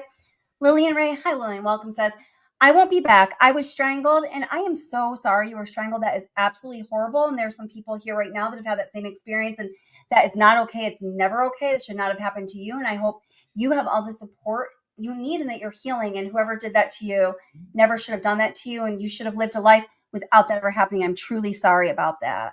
She says, I was strangled, and if I were Shanann, I would be appalled. Now, I'm assuming that what you're saying is that she now be appalled that we're talking about this. And I truly and always have and still do. And this is 100% sincere. I have the complete opposite view. You know, we have this thing in our culture, but especially, I don't know if it's, I'm going to say in our culture, in this case, it definitely runs very thick. And I understand that we want to give people who are alive and people who have passed the respect that they deserve. My God, it's such an Hmm. important part of being human and interacting with this world appropriately so you can get the best this experience you need out of life, and you Mhm. can allow others to live their life without harming them and Correct. maybe even help them along on their path. And that is so important. But you know what? I don't think that the way to respect somebody who is passed is to canonize them, you know, falsely, and make their life history and experience and the blood, sweat, and tears that they suffered, and the, you know, Someone the cared mental about them. anguish that they went through, the physical abuse that they suffered, you know, all of the hard work they did to overcome obstacles and their own fears and their own challenges, and terrible people that were in their lives, people as terrible as fucking Chris Watts who would do this to their family. I don't Right. think the way to honor their life is to make them a canonized caricature of themselves and put them up on a fucking shelf and close the Yep. book. I Yep. think the Correct. way to honor their life is to talk Correct. about it and talk about the lessons that they still leave imprinted indelibly on this earth for us to learn. And I Correct. think, and I wholeheartedly believe this, that if Shanann, you know, how do I mean? I don't know what, you know, our essence, our being is like when we are on the other side of heaven. But if Shanann has any cognizance, like she did in this earthly world, in the heart that she did in this earthly world, she would be fucking happy that she Yeah. left a mark on this earth that so many people are learning such important lessons from still today, 7 years later, and will be 70 years from now. Mhm. So, and Lily, I'm sorry that happened to you. And I know I'm getting like worked up and it's not directed towards you, but honestly, I am so sick of hearing that I'm a bad person because I dare to talk about this. Yeah. And I will tell you, I grew up in a challenging household. So and I've shared previously, domestic violence was not in the house, close to the house. I lost two family members to it, but Mm. learned to forgive my mother because I understood her story, which was all shrouded in secret. And it was just this summer. I think we were probably a couple of glasses of wine in, and she I said, get, nobody told me. I She get was that. like, no, nobody told Yeah. me. Like, Totally get your that. life was so much better than anything that I had lived that Hmm. nobody told me that what I was subjecting you was Bro, hurting you. that's some And real and shit. That's some real and I shit. couldn't understand it until I understood Oh my my God. abuse looks so different from Yes. hers that she Yeah. just didn't know. And thank God she's alive to, Give, she's give 70 me that now. clarity. She's She's giving you not, answers. yeah, she's not 34. She's Right. not 34 because at Yeah. 34 she was doing the That's when, similar things like, and I'm allowing 30, the I'm similar fucking things. 35 right now, and I'm like, oh shit, I don't know if what I'm Yeah, doing in life is right. yeah. And so think about if Shanann got to be 70, if she got to be her Right? mom's Right. age, would She didn't she get the say, opportunity. Yeah. right, if And then Cece, who took that away from her? The mistress? yep, Come uh, on, bro. if Cece and Bella could sit down with their mom over a Right? glass of wine in their 30s when she's Aw. 70 and Oh my say, God. say, But Mom, it just this, feels like like, Shanann was killed, but like her remnants were also killed. That's why, like, it wasn't just yeah, Shanann that was killed, it was her children too, because yeah, that's what yeah. made Shanann and the house. And Oh my that's what I'm God, yeah, saying. the whole experience that you're describing, Crystal, that potential future of them as adults sitting with their 7-year-old mother, Yes. that's Yes, heartbreaking. to be able, I found it interesting that Sandy So said sad. when Shanann's spirit came to her, the first thing she said was, I'm sorry. Yep. That Oh, was the first Or like, thing. this is our house. Yeah, well, no, Sandy said on Dr. Phil that she knew that sorry. Shanann Yeah. had crossed over, Yeah. and the first thing she said was, Mom, I'm sorry. And so the fact that Shanann didn't get to learn and apologize to her children the way my mom got to learn and Imagine. apologize to Mhm. me. Yeah. That Um, means that and, Shanann's heart was in the right place all of the time. But it was just so much that was taken. I mean, that's just, mhm, yeah. That's why it's mhm. still haunted today. I believe Yeah. that. And that's the grace. I mean, I think she doesn't deserve to be dead, but the grace No. that I will always give is that her journey was cut short. And I will Mhm. say, my kids have the same age gap as her children. That is the absolute hardest time. I always say parenting, the heart gets different, but she was in the hard. She And you're lost talking all about her babies. a year apart, right?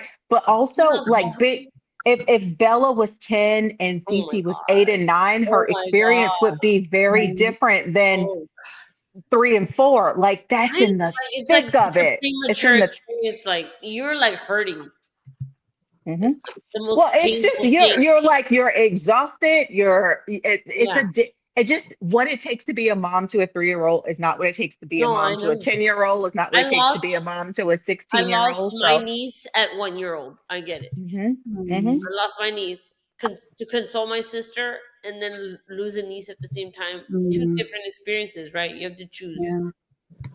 who you want to be during that experience. Well, mhm. yeah, I mean, it's like we're not letting NK and Chris off the Right. hook. They suck. Yeah. Oh, yeah. It's like it's Oh, not. We're not talking about it to say that she induced her own murder, but It's I just the mean, babies, listen. they matter. I would have fought NK at the funeral. It would have been Fuck on yeah. site. oh, Like on it just site. is. It's just an on site situation wherever I see her. I'm glad that she Mhm. was finally discovered. Like, you're not gonna live this down, bitch. Chris, I want to be there because I want to help. I just, Honestly, it is. I'd like to have Chris too in the ring. Oh, someone's I echoing. I don't know who it is. Ooh, somebody's got some Um, reverb. not me this time. I'm just kidding. Not me neither. It's gone. It's gone. It's not. So it fixed itself or it fixed it or something. Um, yeah, Reby, sorry, this is kind of hopping around, but hi Reby, how are you? Says my kids had poop bubble out of their diapers on occasion, but never long enough to get in their mouths and on their heads. And yeah, that was like the whole the post to me just it kind of wraps up a lot of things that people raise an eyebrow on that we saw in the videos and stuff. And those, I mean, I think those things are very real, and I think that they are problems, and I think that they jeopardize the children's physical health, emotional health, mental health. It's just not the proper treatment of a young child. It's not safe. It's not Right. loving. It's not teaching the child that they can feel safe because you're there protecting them and nurturing them. So then they know what their boundaries are. They're defined. So then they can go explore their world freely and develop appropriately as a young being. But I don't think that Bella and Cece had that experience. I've talked about this before, and that's why this post to me is so shocking. What did you think about? Or did you already comment on that, Chris? I'm sorry. You did, right? Say what Chris? now? Did you already commented on the poop post, right? I, I, I I don't know if I did because I was having a hard time Oh, getting on. I was just saying it should have, one, never been posted. Two, mm-hmm. if it was, someone should have said, hard pass, take it Right. down, delete. And there were posts that she deleted. I think if enough of the comments were not Yeah. what she thought they would be, because they are retrievable.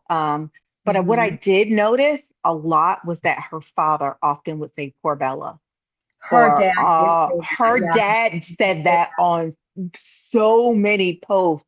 And Yeah.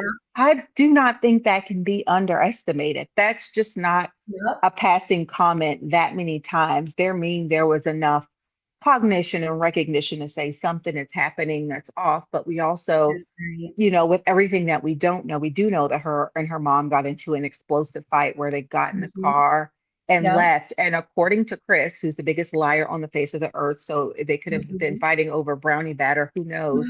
But he says that they were fighting over the care of the kids, and her mom would want her to maybe use more like holistic, naturopathic routes, and she was Mm-hmm. not into it.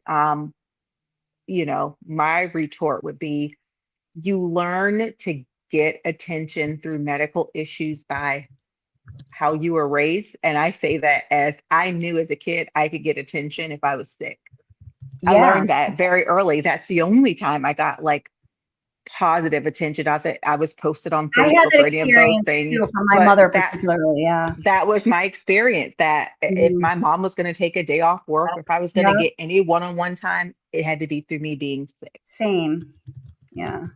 So And where I was that and I and I behavior learned? I struggled with that, like with like understanding that as I was becoming an adult. Like I feel like I could have gone the fictitious disorder route. I see how that is attractive to people, But I was like, wait a minute, I got a lot of things to do. I got to be healthy. I can't pretend to be like, you know what I mean. But for some people, they don't have that dynamic, so they go a different route. Hmm.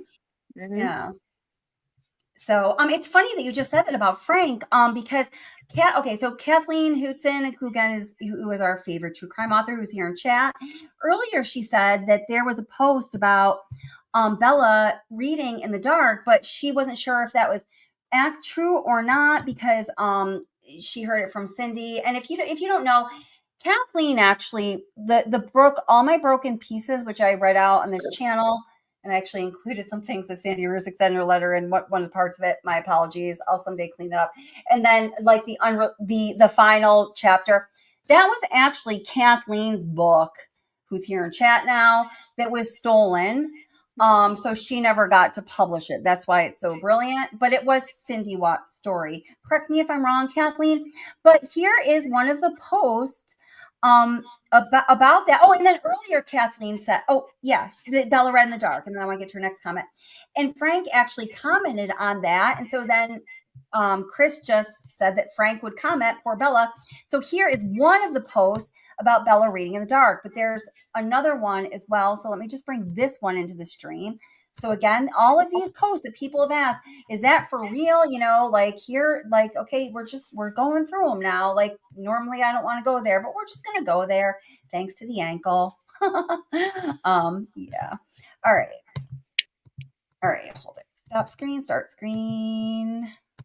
So here you go. I'm Kathleen and everybody.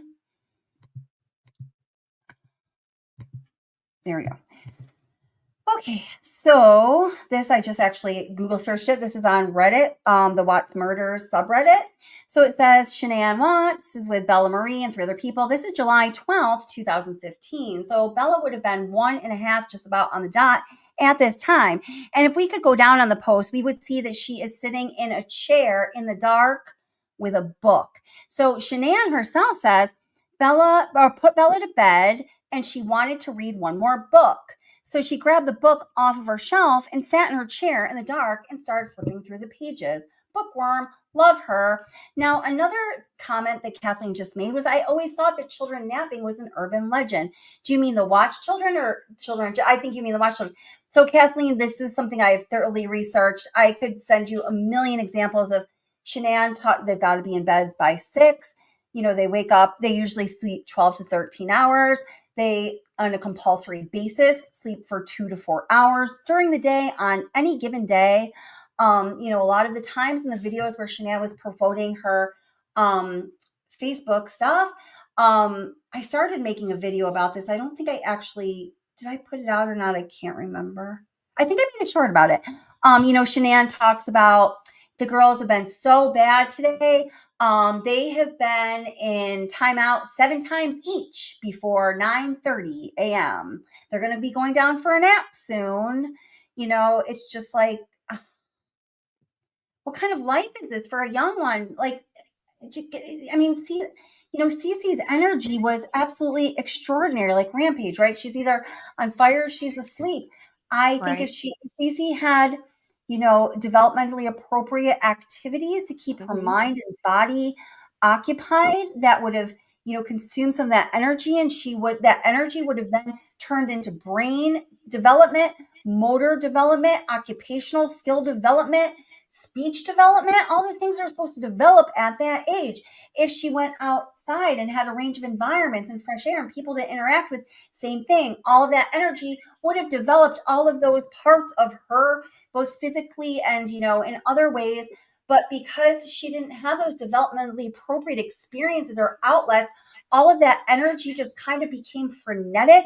And she was just like, Yeah. Cece. Well, Kelly, and if you are, and I have been on inhalants because I live in like Oh, a yeah. high allergy climate. Sure. Yeah, they Inhalants, are they they are say they don't are take them stimulating. before bed because They're they produce stimulating. hyperactivity. Yeah, they Benadryl make is the one hair of the palpitate. medications that maybe it'll put your kid to sleep, but if they're like both of mine, it sends them into a frenzy. So Yeah. if she Yeah. were taking sort of multiple inhalants, even the nebulizer, like that can cause hyperactivity. So she also Well, was on and Shanann said, well, medication they that were could in have created she was that. on 4 preventative she was on Hmm. 4 preventative medications a day for like cold and allergy symptoms. 4 preventative medications. At 2 years old, turned she hadn't even turned 3 when that post was made. Wow. I mean, Yeah. I made a video one time saying, showing, and I did this largely, and my research has showed this, and I did this largely as a gift for the Rusick family because they were being harassed so bad at that time. And any research I thought I researched the end of the earth, and I still believe that. I could not find any real evidence of a CPS case. But when we talk about this stuff, like, in my mind as a mandated reporter and somebody who, gets involved in cases when there is wrong things going on and have to work with those teenagers on a therapeutic basis, there's some alarm bells ringing. Mhm. So that's all I can say about that. I don't know. The research I found no CPS case, but people. I just this I wonder how many people were concerned. I mean, I don't know. I'm going a Well, little in different directions so here. one of the things I can say I'm trying to figure out how to say it. Right. So when you take your child to the doctor, there are things that the doctor tells you, but there are notes that the doctor makes that are not known to you. It notes what Right. parent bought them. It talks about Mhm. where the child is developmentally. It talks about if they are underweight. It talks about if there are any sort of suspicious marks. And I know this because I've been Yeah. a part of enough trials where parents would never have been none to wiser to the notes sort of behind the scenes. And if a doctor tells you, hey, there's no further treatment, they have documented somewhere where you have shown up multiple times, symptoms have changed, like you would be shocked at the notes that doctors are taking that you are not aware of. Oh, I will say that. yeah. That's right. That's right. Okay. So by virtue of what you're saying, and this is absolutely true. I mean, and when you do work with like children who have parents who or a doctor might be taking note on a clinical basis, Hmm.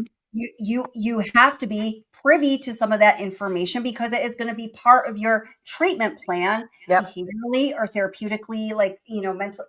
So that is completely correct. So, but I'm just like, thinking out loud after you said that. So there absolutely has to be, like, I would venture to guess, rather extensive documentation of things being questionable at the very Well, least. you remember as a part of Chris's plea deal, their medical records are sealed for 99 years. That was as a part of his guilty plea. Uh-huh. Yeah. That's Oh, I forgot Yeah. about that. yeah, Yeah. that's a Right. very odd. That's an odd Request, addendum. yeah. The odd Mhm. addendum. That's messed up. What you Yeah. hiding, Chris? Huh? What It you would. hiding? Chris might not know. SW might not know. Like I said, you really don't know what's in the doctor's notes until they're subpoenaed and you're sitting in a Right. court Right. in a custody hearing or some other hearing, and you're like, oh, So, okay. so I've without seen even many knowing, you parents asked? shocked. He said he didn't know. It was just a part of the list of things he signed Okay. away. Okay. Still odd. It's a very odd addendum. I will say that. But again, I've sat in many child custody hearings as a witness where both parents were shocked at what was Yeah. in the doctor's notes. Yeah. Mm. And there have been times where doctors have gotten CPS involved. And parents will sometimes be perceptive of that shift in relationship and find a new Mhm. provider. But when you get the Mhm. comprehensive records, it's all there. So Yeah. It's never going to go away. yeah, no, I've seen both parents, and it's like, honestly, I wouldn't give a kid to either parent. Like, Right. I've seen doctors sit Right. on the stand and say that. Like, so Yeah. yeah, I think it's important for people to know when you take your kid to a doctor, what's being documented, and it's not always in alignment or it's in addition to what's being told to you. Yeah. Yeah. Yeah. Yeah. Yeah. And Larson, I just re-chatted you. I played a couple of my own videos and also Footsteps of Murder, which is an amazing channel. I put the link a few times in chat earlier and I'll definitely put in the description. So I just want to make sure people know I'm giving people credit. Yeah. Yeah. Yeah, this is, I don't know. It's just every time, we even get, close to this topic, it's just there's just so vertigo. There's a lot to It's consider. It's a hard one, but it's an important one, and important because we can't change what happened, but we can certainly change future outcomes. And we are all on social media, and we all have access, and we see posts, and when Sure. something doesn't sit right in your gut, Yeah. and when Something say there's something. There's I have a friend who a posts lesson. things and there's a separate group chat about her post, and I'm like, we're not helping anybody by having this side group chat about what Right. she's saying. Like somebody has to confront them. And then again, with my mom being 70, saying, I just didn't, you had better than what I had. And that's, and for her, that was the house. I grew up in a Right. 5-bedroom house, not unsimilar. My what I consider my abuse just looked different from what her abuse looked like. And only Right. now at 70, with me being able to articulate it, could she recognize it, but more importantly, say, I'm sorry. Sure. Oh, yeah. Yeah. Yeah. I mean, and I'm that's, still waiting on that sorry from my mom, but oh, yeah. I mean, well, yeah. And, that, I mean, the examples in your own lives you guys are talking about are some of the, distinctive paths that can go. But, Mhm. with this, with Shanann and those girls, not only their own lives, the potential of that relationship was Yep. just, it was stolen. It was never given the opportunity to develop. And that is so sad. And Yeah. it is so sad for all of them. And this channel cares about all of them. Shanann deeply, also the children in their experience deeply. And, if you don't understand that, then you're not listening to everything I say. But, that just, Hmm. it is about caring for people. Now, the Yep. question you just kind of alluded to is, did anybody in Shanann's life who was observing all this, seeing the posts, seeing the behavior, hearing the stories, whatever it may be, say anything to her? And this is a question that we've tossed around definitely during live streams before.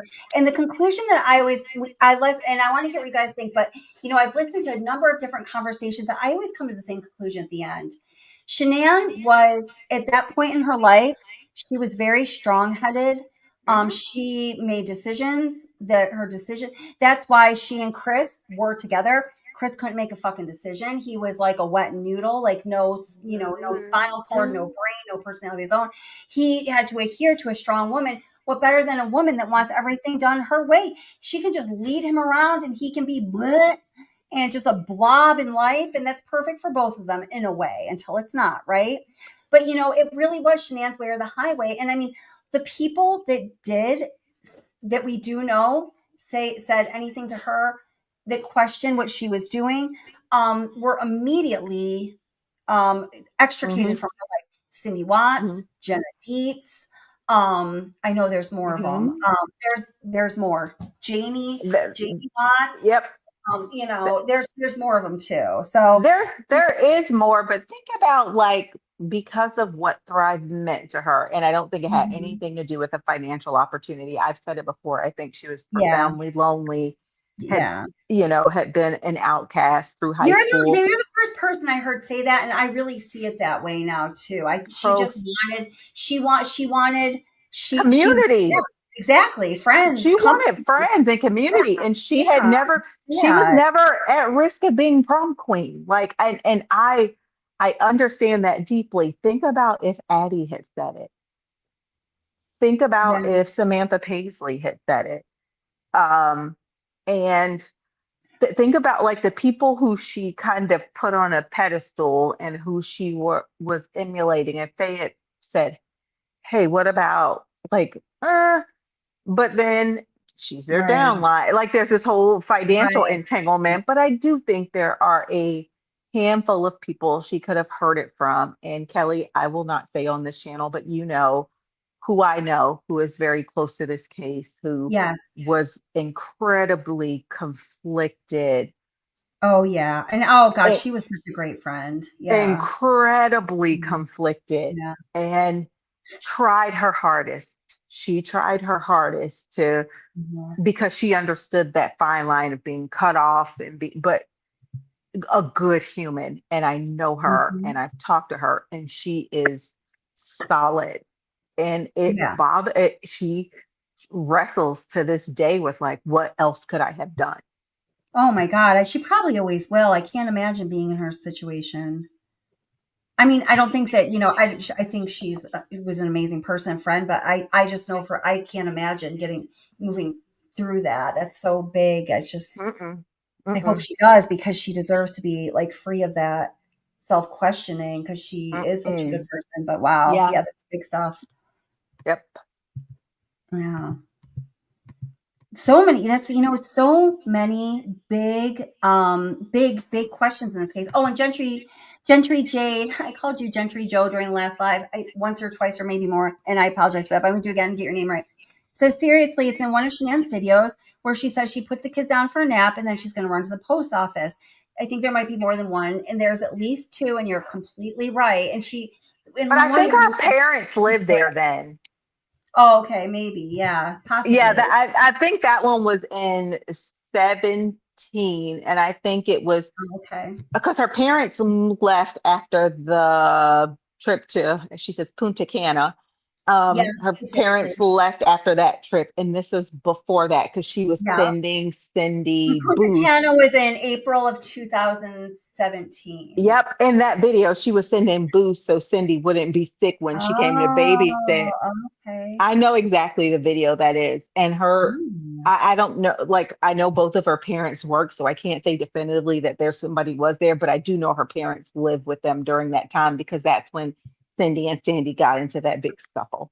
Yeah, it was like December 2016 to something Yeah. or other to yeah, yeah, yeah, that could yeah. See, and those are the things we always like. Very good point, Gentry J. Then there's so many things and moving parts to consider when you're looking at all of these very complex situations and relationships and possible, like big issues.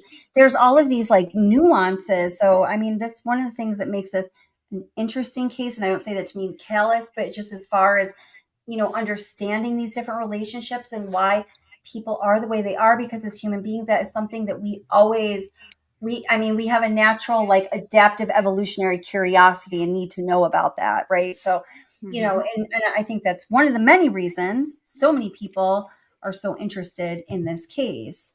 I'm going to just like move to another topic kind of along the same lines, but kind of not, because I'm seeing some people in chat mention it. I'm sort of like a lot, like something I often do is just kind of allow myself to be led by the chat and comments. So, many of you are talking about the Easter Bunny and the Santa and the holiday crime videos, and I addressed this earlier. And in my Bella theory, I think I covered it pretty well, and I think I got all of the sometimes more than one for each child, not annual, but biannual, because we have Easter and every single year of their short life, starting at -1 years old, in a compulsory manner. They would have to not only see the Easter Bunny or Santa, but sit with them, and not only sit with them, but sit with them alone. Or luckily, when Celeste and Bella got a little older, they were able to be together, crying and not being able to breathe, and it's sitting in Santa's lap so we could get the picture. So yeah, I mean, and I've said this before, and I've never said anything but this. It is so problematic to me. Like, I just can't understand why you would do that and then laugh about it. Like, why would you take your beautifully happy, carefree, smiling, bright-eyed, well-dispositioned, happy child and choose to cause them that kind of trauma where they are so upset they are pooping their pants and can't breathe? Um, that's not in the range of normal behavior. What do you think about that, Chris? Because Black Label helps you get through it. That's right, exactly. Because Black Label helps you get through it, to show those moments and those experiences, those happy moments, but then also those struggles, especially with Cece. That's why Mama needs Thrive, Mama's little helper. Because when you're involved in the MLMs like that, and we didn't just script this little conversation, but you're exactly right. You Yeah. are told that you're selling the experience, and there are 3 kinds of things you need to sell, and that equals 3 posts you make a day. One is a direct sales pitch. Another one is something about the benefits of the product, but not a direct sales pitch. And the other one is how the product in your life show people how it's working. And And I just don't. So I can remember video. She was in an orange. It was a LuLaRoe top because I had a mhm, LuLaRoe top uh-huh, where she was out of what was the drink? Pure. And pure. Oh my so God. because she didn't have Pure, the kids Mhm. had Bella had been in timeout 6 times, had been sent to her room Yep. twice.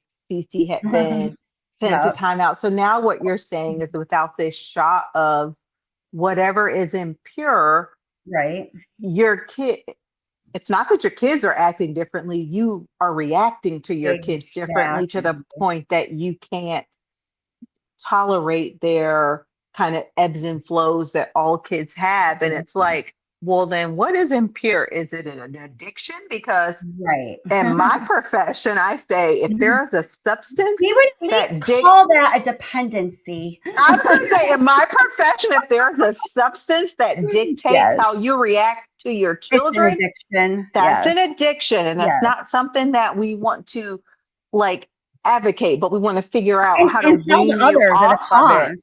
Yeah. Yeah. Yeah.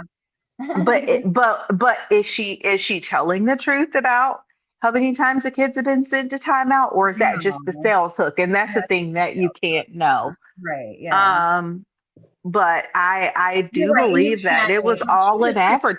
7 timeouts each before 9:30 a.m. What do these children do? Then you need to look at why you are punishing your children in that way that often. Because I'm sorry, there is no way that a 2 and 3-year-old deserve to be punitively punished and put in a timeout 7 times before 9:30. I don't even believe in timeout personally, unless you have extreme behavioral issues. But I'm that's like out and sent to your room. Bella was yeah, sent to her yeah. room two Go, or go, three go times. relax a little bit, right? Yeah. But anyway, oh, So, strange. but my thing is, it was all an advertisement. So I that's the only thing that makes sense for the Christmas video. If I didn't Yep, black label, how could I get this done? I got this dunce husband who can't remember to get the yep, camera off the car. I have that's these right. kids who don't want their water bottle and poppy slippers. One kid's pooping her Yep. pants. It's just, I just need Thrive to get And I got through it. mommy's little helper, so it's all good, and you need it too. And I'm going to have a sales call at 7 o'clock tonight after the kiddos go to bed. No, actually, And it's really while they're awake, but there is nothing that would send me further away from Thrive than anything mentioned in what I just said. yeah, I agree. I agree. But some Because people, again, I work with drug addicts, and so mhm, anything you need to get through the day, that's right. like But a not lot of water. people just That's hear the not other like side of it where she's saying it helps me because I say this at the end of every live stream, like life is fucking hard, man. Life is hard. So people want to find something that's going to help them. So all they hear is the sales pitch side of it where her mask doesn't slip and she's like, oh, mama's little helper, because of Pure, I can be a better mom and I can do all this and I make money. hmm hmm But just but like the ankle picture, it's a lie. yeah, like I said, for anybody, anything you need, whether it is Yeah, a controlled substance or not, anything you need to be able to that's do sort of day-to-day functions as your right. roles in life, whether it's an employee, a mother, Yeah. if you need a substance or a patch or a pill or a shake to get through it, Or a placebo. No, that would be an addiction. something's Yeah. not Yeah, right. something's not right. Yeah, that's right. Something's not right. That's totally, and that is such an important point. Yeah, I definitely don't want to take away from that point. That is really such an important point. And that is, again, one of the things that we are, that is the value of discussing this case and the value of everything that Shanann left behind in her far too short life hmm are these lessons and these examples. So, someone like Chris can pick up on that. We can talk about it because, someone is going to listen to this and be like, oh shit, man. I'm not taking a controlled substance and I'm not snorting cocaine. So I never really considered before, but kind of like what they're talking about with Shanann and the Pure, I every day. And if I don't, And I and the dog and help this with and it. this mommy and I say this as a mom who drinks wine, and this mommy wine culture, if you can't navigate your children without wine, we got to Right, talk about it. Got right, to talk right. about it. No matter That's how cute the shirt the Targets are make that says, you know, this yeah, mommy runs on wine right. and Target, like anything that Yeah, you have to have that's to right. do the things you need to do is a problem. Right. Absolutely. Absolutely. Such a great point, Chris. Thank you so much. Now, along the lines of, the torturous holidays, this was from, I was so sad to me that this was, it's their last Easter, just few months before their lives were taken, and all like those potential possibilities you were just talking about were just robbed of the earth, from the earth and everyone in it, because they were gifts, and of them themselves. But it says, so people say, oh, she just wanted a picture, with a da, da. And there's another couple posts that are along these same lines. This one is just readily available to me right now, so it's one I'm reading. Shanann obviously posts it. Trip to see the Easter Bunny was successful. 3 rolling, laughing, smiley faces. Bella ran, and Celeste was so scared she was frozen, sitting next to him. And then 3 hysterical, not rolling, laughing faces. What do you guys think of that? Like, why did I have to go from that one cute little picture where obviously they're anxious to the one that we see on my right? I mean, I'm just going to make that a little bigger. I just like look at I'm sure many of you have seen this before. I don't know if I can like this. I'm sure many of you have seen this before. I mean, my God, look at those faces. I mean, like, I just, and again, like I said earlier, for Bella, the first time this happened on a not doesn't look like so dramatic level was when she took 15 minutes. Shanann made her to cry when Chris was coming home and she had the eviction notice on Bella's crib and she wanted the picture. Choosing to, for just the purpose of a picture, the moment was already going to be beautiful. It was going to happen regardless. Nothing was going to be taken away from that moment between you and your loved ones if there was no picture, but just for the picture to show the world what your life is supposed to be like. But obviously it's really not, because it's staged. We choose to turn these totally happy, wonderful, good-spirited children into this. I mean, those children are horrified. And it happens all Absolutely. the time. Yeah. Absolutely terrified. Yeah, I mean, it's just, I know it's almost like we probably said it all at this point, but I know, I'm for just looking at it. It's like, wow. Um, I don't know what, I don't know how you can, I don't know. I guess because I don't have any kids, maybe. But the woman in me says that there's no way I would put my kids through that. If I had Well, them. honey bun, I have two kids, and I raised my niece due to family circumstances, and I have no answers either, other than what would grab the most attention, what would be, you know, the yeah, Yeah. funniest, the most, attention grabbing. And she certainly had a life with CC series, which I don't fully understand. hmm When you have two to the children, but exclusion of Bella, and you can, yeah. Anyway, but yeah, yeah, yeah, yeah, yeah, when you have two children, how do you have a life with, but I think all of this was to continue to build on a story that you had this kid that was bigger than life, wired for sound, so live that you needed something to help navigate raising her. And or there's just and I don't want to ascribe this to her, there's just a sadistic streak to it. Like as a mom, there's nothing yeah. I ever wanted to do to make my kids cry. Like, it's the worst in the world. So I Yeah, I just mean, don't there's just fully like, I know, That's understand it. where if I I'm saw coming my son from. that upset, I would do freaking anything in that moment. The whole world's gonna fucking stop right now until he is Yep. not feeling like that, because that is not acceptable. I can't imagine trying to make him feel like that. And he and I have talked about this. He's like, "Oh, mom, you've never done anything like that to me." He said to me, I remember, like, this was like a couple years ago. He's 16 now, but I was watching one of the videos. He just came in the room where I was, and he just started watching. Came and sat down with me, and he was so sad. He goes, "Mom, she didn't deserve those girls. Like, they're just such wonderful little girls. Why is she like doing that to him?"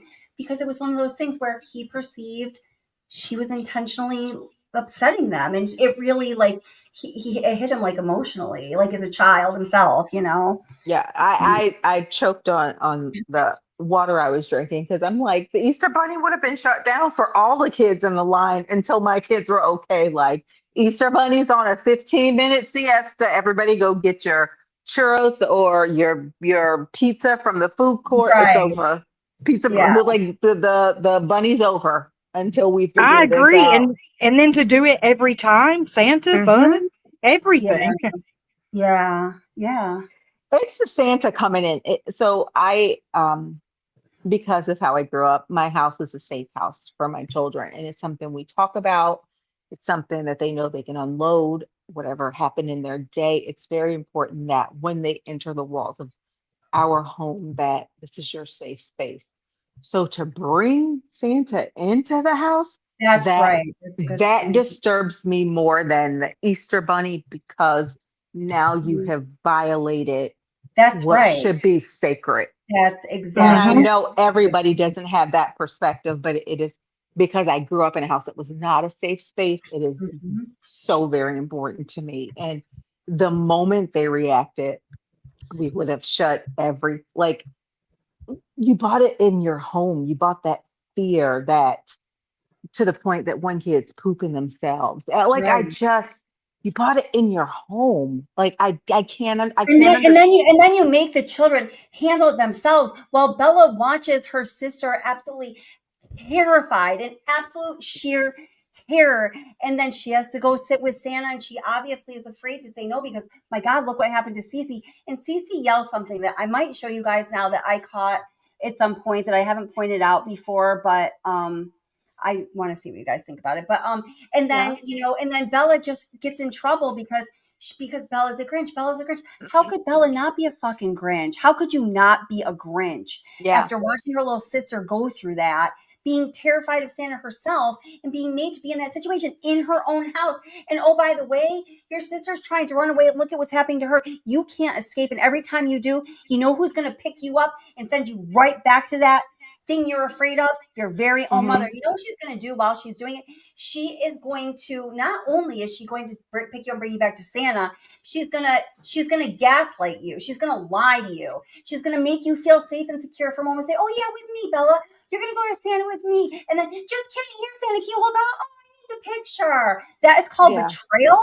And in that moment, her relation, if she had never done that before, at that moment, I can guarantee her relationship with Bella would have started shifting. But when this happens time and time again, she was shaping the relationship to be one that was going to be something Bella was going to have to get over later in life with therapy, obviously.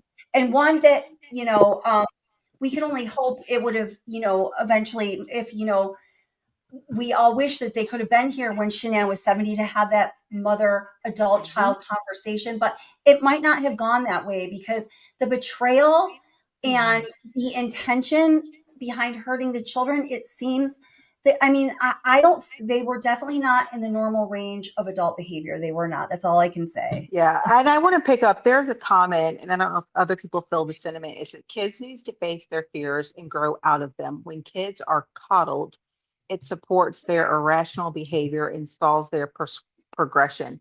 I would say if your kids are afraid to go to school, or if your kids, my son was afraid of the school bus originally when he first started going to school, there are certain fears you have to grow out of.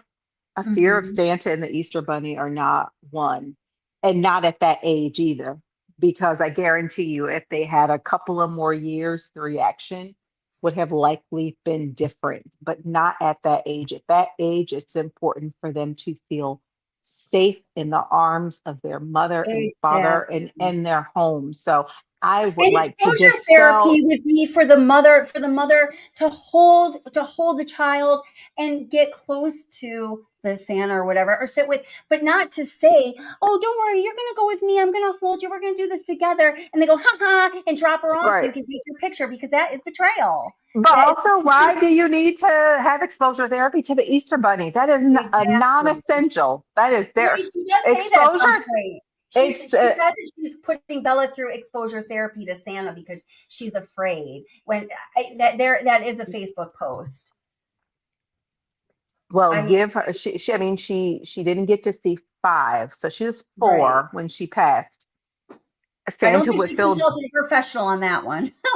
Santa would feel different at 7, 8, and my son at 10 is like, so we're doing this for my little sister because I know this is BS. That is not an essential. Like I said, No. my child had some fears of school, and the school bus post COVID had a lot of fears of school. That's essential. We've got to work on that because you're going to school, kid.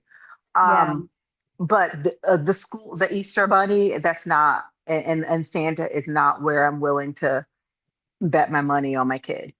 Oh no, absolutely not. Yeah, I mean, picture with Santa is not risk, doing emotional damage to my child that, And making them not trust me. I well, think that is the parents biggest don't thing. understand how important it is for you Yeah, that is the biggest in thing. Yeah. those sort of early years. You have to be their safe haven because Yep. they don't And have that's I anybody talk else. about that in my Bella series video. That's like the whole premise of it, and how that's just, not provided and made to look like it's being given to these children, and they relax for a moment, then it's taken away with a cackle kind. And I'm not mocking Shanann. I'm just like saying like it's evil.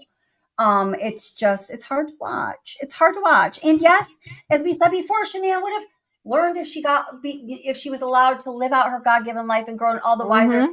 She would have, Mm-hmm. of course, but her life was ended at this certain point, and what we have is what we are talking about, and they are the lessons that she left behind through her posts. And once again, I'm just going to say to no one specific that it's not only is okay we're talking about it, this is the kind of thing that is healthy and productive to talk about, and is really beneficial to a lot of people. And if that's not you, then okay. Yeah. And I hope it doesn't, I hope it feels future facing versus looking back. If we're Yeah, doing this right, I hope it feels like recognizing things that are misaligned in the present. I hope it feels like Honey Bun keeps saying, I don't have children. If she decides to be a mother one day, I hope she'll do something differently, or anybody in the chat, or if you get to be an auntie or godmother, like it's not about looking back, it's about taking the lessons and applying them moving forward. And so I hope that right. people can Yeah, see it through that lens. that's right. Yeah, that's right. That's right. I totally agree with that. Oh my gosh, is the honey bun still here? Yeah, I am. um so yeah. Do I Oh my, sound muffled? no, you sound Not at good. all. Okay, because I got a dog laying on my mouth.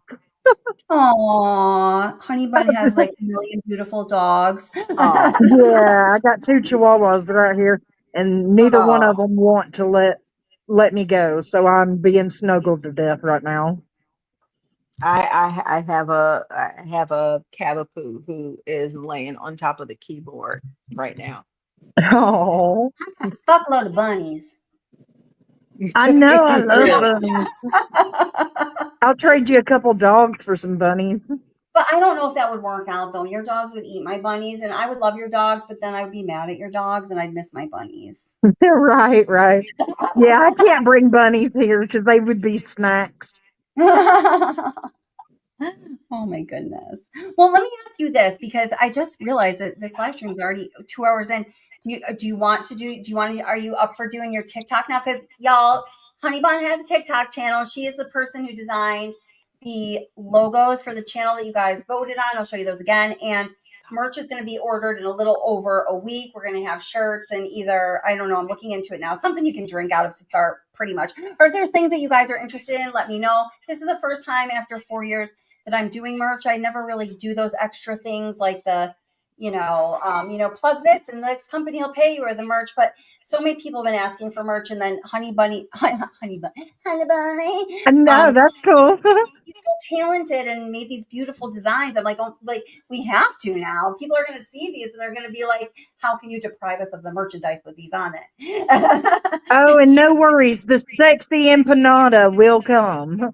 Oh Yeah. yeah, and we will be reminding people to leave Jim alone as well. There's plenty. We have a Yes, lot yes. coming down the pipe, don't worry. Yeah, And I have heard the pleas. yes, and you know what? I'll have to send it to you. I've done two different viewer. I'll do another one this week too. Viewer surveys where people just gave their ideas. Oh my god, you guys came up with some of the funniest, like most witty things I never in a million years would have thought of. We have like a really good community here. So Yeah, super creative. yeah. So I am tonight. I believe I'm gonna probably go to bed here shortly. Yeah, and I So apologize. I started so much later, and then I went longer. We had a plan. I was going to start early. I was going to do it short, so she could do her. We could go to TikTok right after. But would you want to do it tomorrow night? yeah, yeah. So everybody can go over there and hit me up, and I do. Well, do you want me to do a serious, for real? Super. We will plan this like meticulously. If you want to do a certain time, just to like kind of net some people over with us, so we can kind of like get our meeting place. Because like when I go to Absolutely. TikTok by myself, I don't know what the heck I'm doing, honestly. And I don't know Right, if so, if you just link everyone over. If there are people like me out there, it'll make sure we can all get there together. right. And And I really, sent her my my information TikTok already. is complete. Huh? Does that make sense, or am I being like a chaperone when I don't need to be? I don't know. No, you're fine. Come chaperone me. I need it always. Awesome. But what my TikTok is a lot of comedy, so it's not really with all the design stuff, but it is a place that everybody can, number one, get a good laugh, number two, can get a hold of me and just bounce ideas, because I like doing stuff like this. It's fun for me, and it keeps me out of trouble. Yeah, totally, totally. Oh, awesome. Okay, so we will do that. So tomorrow night, I was gonna do I don't know, I was gonna do an Idaho live stream, but actually, I have so much more material on this. I could continue this. What in chat? What do you got? What do you want tomorrow night? I would well, what time would you want to do your TikTok, honey bun? Give us a moment to talk logistics, everybody. Go ahead. Um, what was the question? What time do you want to do your TikTok tomorrow night? Oh, probably, I don't know, like 10 or so. Okay, all right. So I am going to tomorrow night because that I am always fashionably late. I just get. I was saying this to one of you guys recently. It's not, I get nervous before every live stream. If I'm talking about sensitive information, recently I've been getting like really nervous, like almost panic attacks. So I'm always like breathing, talking myself down, and then there comes a point where you're like, okay, you're just being so fucking rude now, Kelly. Just turn it on StreamYard. I can't. It's a mental thing. I can't like get over. So I'm sorry about that. So I'm going to schedule it for 8 and then that'll give us, some time, and then we'll go over to Honey Buns. And tell me in chat right now if you guys would like to talk about recent Idaho stuff or if you'd like to continue the topic we're talking about right now. And that's what we'll do. My vote is both. I like them both.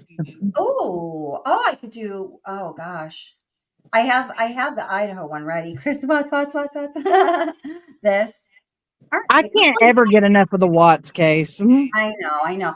I do have some material on Idaho, but I don't know. I was thinking about I could just put out a video or I could do a live stream. So I'll figure that out. But we'll definitely do some watts tomorrow, or maybe I could do like an hour back. But I don't want to go past 10 because I wanted this to really be about featuring you. So I'm Oh, talking myself out loud to y'all. Thank you for listening. I'm like not logistic. Kelly can't figure this stuff out. I'll have it figured out by tomorrow though. So we'll do something. And then so the chat is all about the Watts. So yeah, continued topic. okay. All right, that's what we're doing. That's what we're doing. Oh, thank you, Shay. You're so sweet. Is Chris still up here too? I am. Uh, well, do you guys have any kind of ending thoughts here as we sort of wrap things up? Uh, I,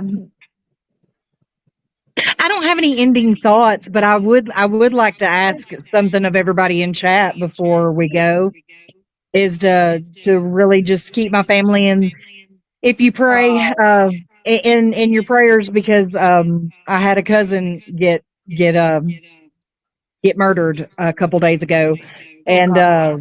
and we're just all waiting on some answers. So, Yeah, but anyway, it was very tragic, very sudden, of course, and shocking. And he has 2 sons, right? yeah, he has 2 sons, and um, it's pretty rough. But he was just pulling into his driveway, and they think it's a road rage incident, but they also think Oh, they that my cousin knew exactly who that person was. So, and I well, don't know how they can come up with that. I I mean, was they're gonna not say telling it us sounds to much. me like they didn't have any idea, but it was just the one thing that I don't know. Yeah, I mean, do you think that they're onto it, or do you think they're which way do you? Well, we have vehicle description and stuff, Oh, that's and we good. caught it on CCTV as well. Oh, that's good. So we're trying to locate the path. I've checked my home cameras to see if the car passed by here, but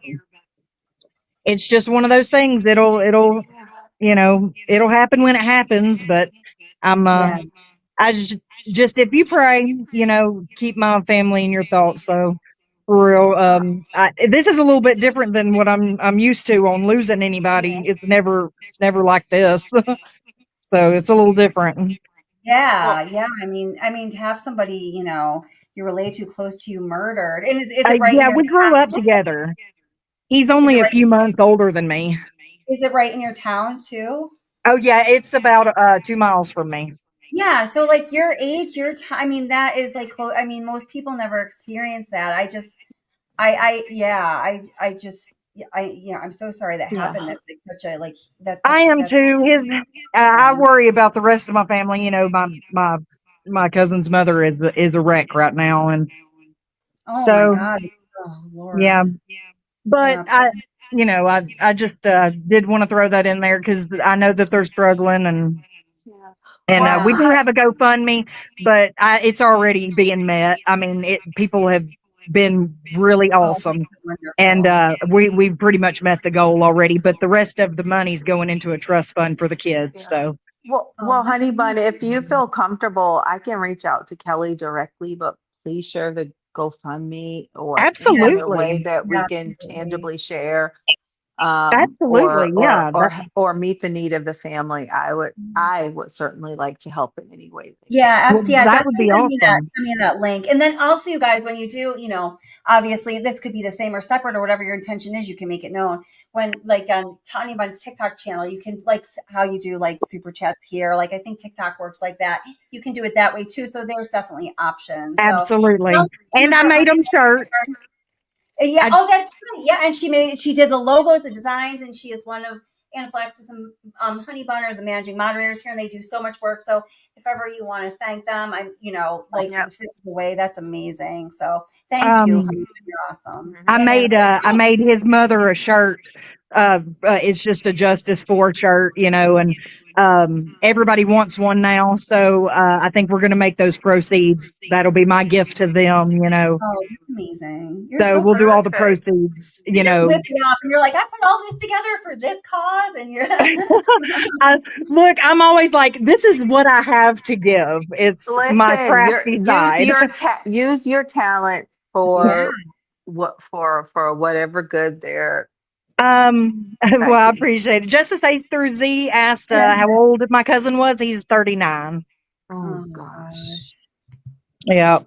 And he just had a birthday, and turned 39 because I'm 38. So, Um, Hmm. yeah. what's his name? Do you mind sharing? Because I No, think I some. don't. It's fine. Adam Battles.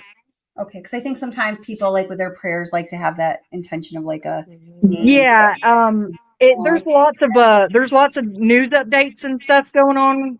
But his name is Marcus Adam Battles. If I'm not anybody trying wanted to to look it up. verify him. I already know, but I just want you to know that. But I know people energetically like to be able to like think of something tangible. You know what I mean? Yep. Yeah. Right, right. Well, sometimes it kind of helps to throw a little bit of a YouTube channel, like our YouTube YouTube, press thing to go with it to kind of be like, oh, wow, Oh yeah, I that's what know. I happened. mean, absolutely. If you want to cover on this channel, of course we will do that immediately. You just let me know, and just we'll do it.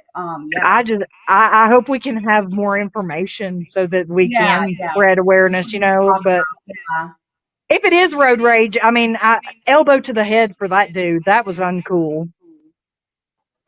Oh yeah. I mean, Jesus. Like, I mean, that's yeah. That's If you just get that angry, I mean, and from what I understand, it was two shotgun blasts. Um, so I'm not real sure exactly if both of them hit him, but like I said, they're not really trying to let us in much. Hmm. I'm yeah. getting, Right. maybe I'm going to get a little more information tomorrow, but Well, I mean, if you know that you have anger like that, you're prone to road rage, and you have a weapon in your car. I mean, even if you didn't have a weapon, you've already weaponized yourself by driving, knowing you have that proclivity, and like, be like, there is. I mean, that is absolutely criminal, and I hope if that is the case, whoever did this is charged to the fullest extent. yes, yes. Loco Jazz Hands. His name is Adam Battles. Hmm. So, but his first name is actually Marcus, but we I call was him able Adam. I was able to find the GoFundMe and I'm donating right now. Okay, Oh wow, awesome. Thank you awesome. so much. You're so resourceful and smart, Chris. Yeah, well, I mean, it's so much easier, I guess, sometimes, to just look it Yeah. up because, Right. but, Yeah. Yeah. but now you know where I live at. You're my neighbor, girl. I can come. We can come have a cookout. That's right. That's right. Yeah, and you know what? If anybody is gonna like do anything, if they know you live now, don't worry because Chris shoots first and asks questions later. Oh, that's, It's look, so so I, what, That's Kelly? We got to right. give some context to that. I So know she was asking me. So I grew up in New Jersey, but I was raised in the South. My parents are from the deep South, and you know, oh, yeah. we were talking about being worried about certain things. I said I'm not worried because if you show up at my door, I'm gonna shoot first and ask questions later, and that's just if you.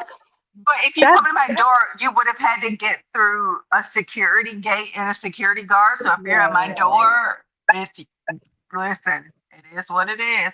Yeah, right. yeah. I mean, I'm raised here in the South, and I know plenty of culprits and alligator farms that you come messing around my family, my house, and Mm, that's all she yeah, wrote. They ain't nobody gonna even know who you are. Oh hundred yeah. I mean, percent. just no. It would be very unadvisable to mess with anything having to do with honey bun. Trust me, Absolutely. girl. That's why it Look out for floored me that those. this happened to my cousin because that just this whole entire town that I live in is like rallying. It's not Yeah, good.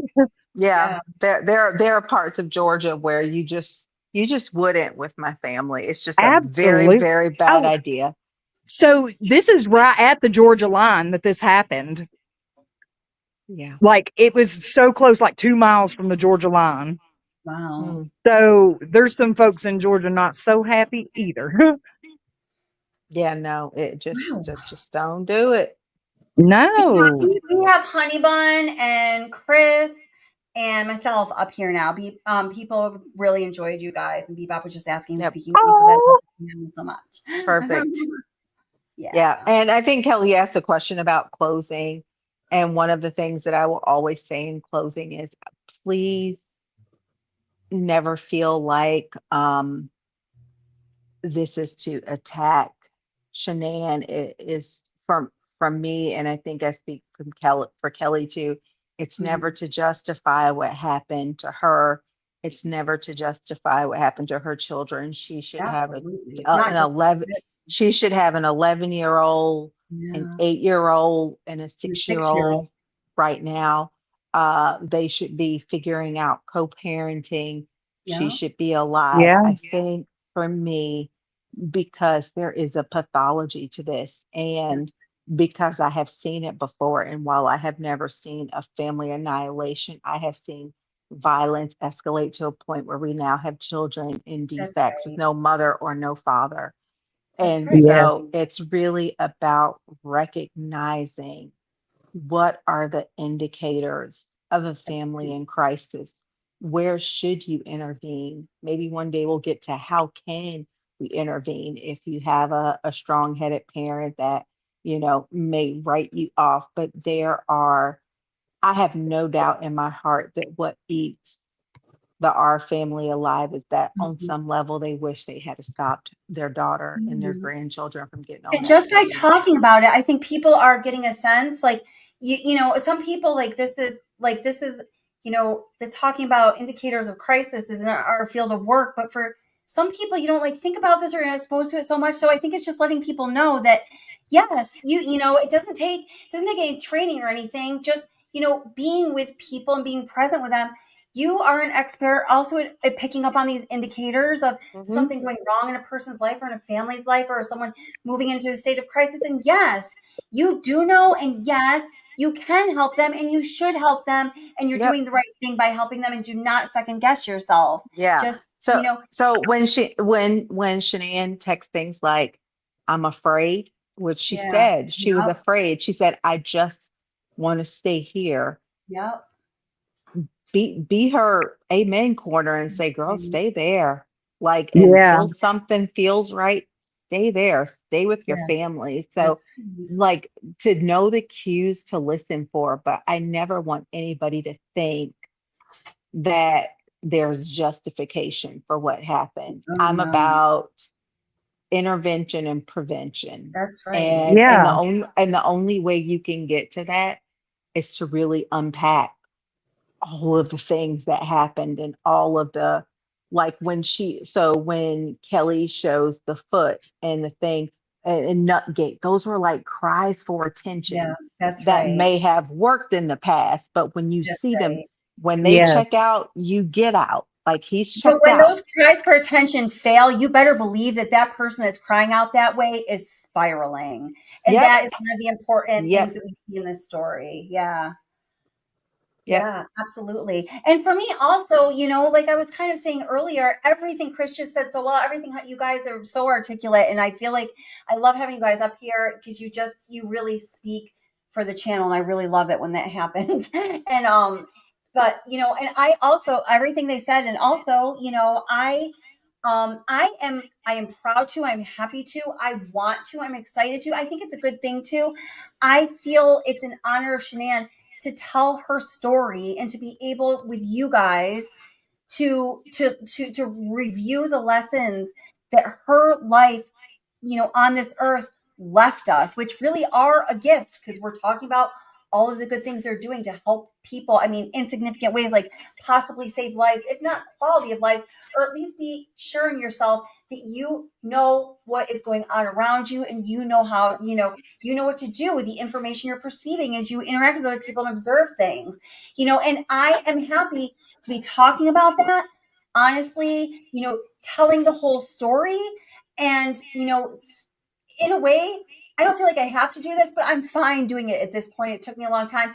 Speaking out against the people in the groups that so loudly and strongly, for reasons I don't even understand, insist that Shanann Watts needs to be made into something that she's not. We have to dress her up, put a mask on. Her. Doesn't even look like Shanann anymore. All of her stories, everything she lived through, we don't talk about that. Put her up on the high shelf where you can't even Not see her. everybody lights up a room.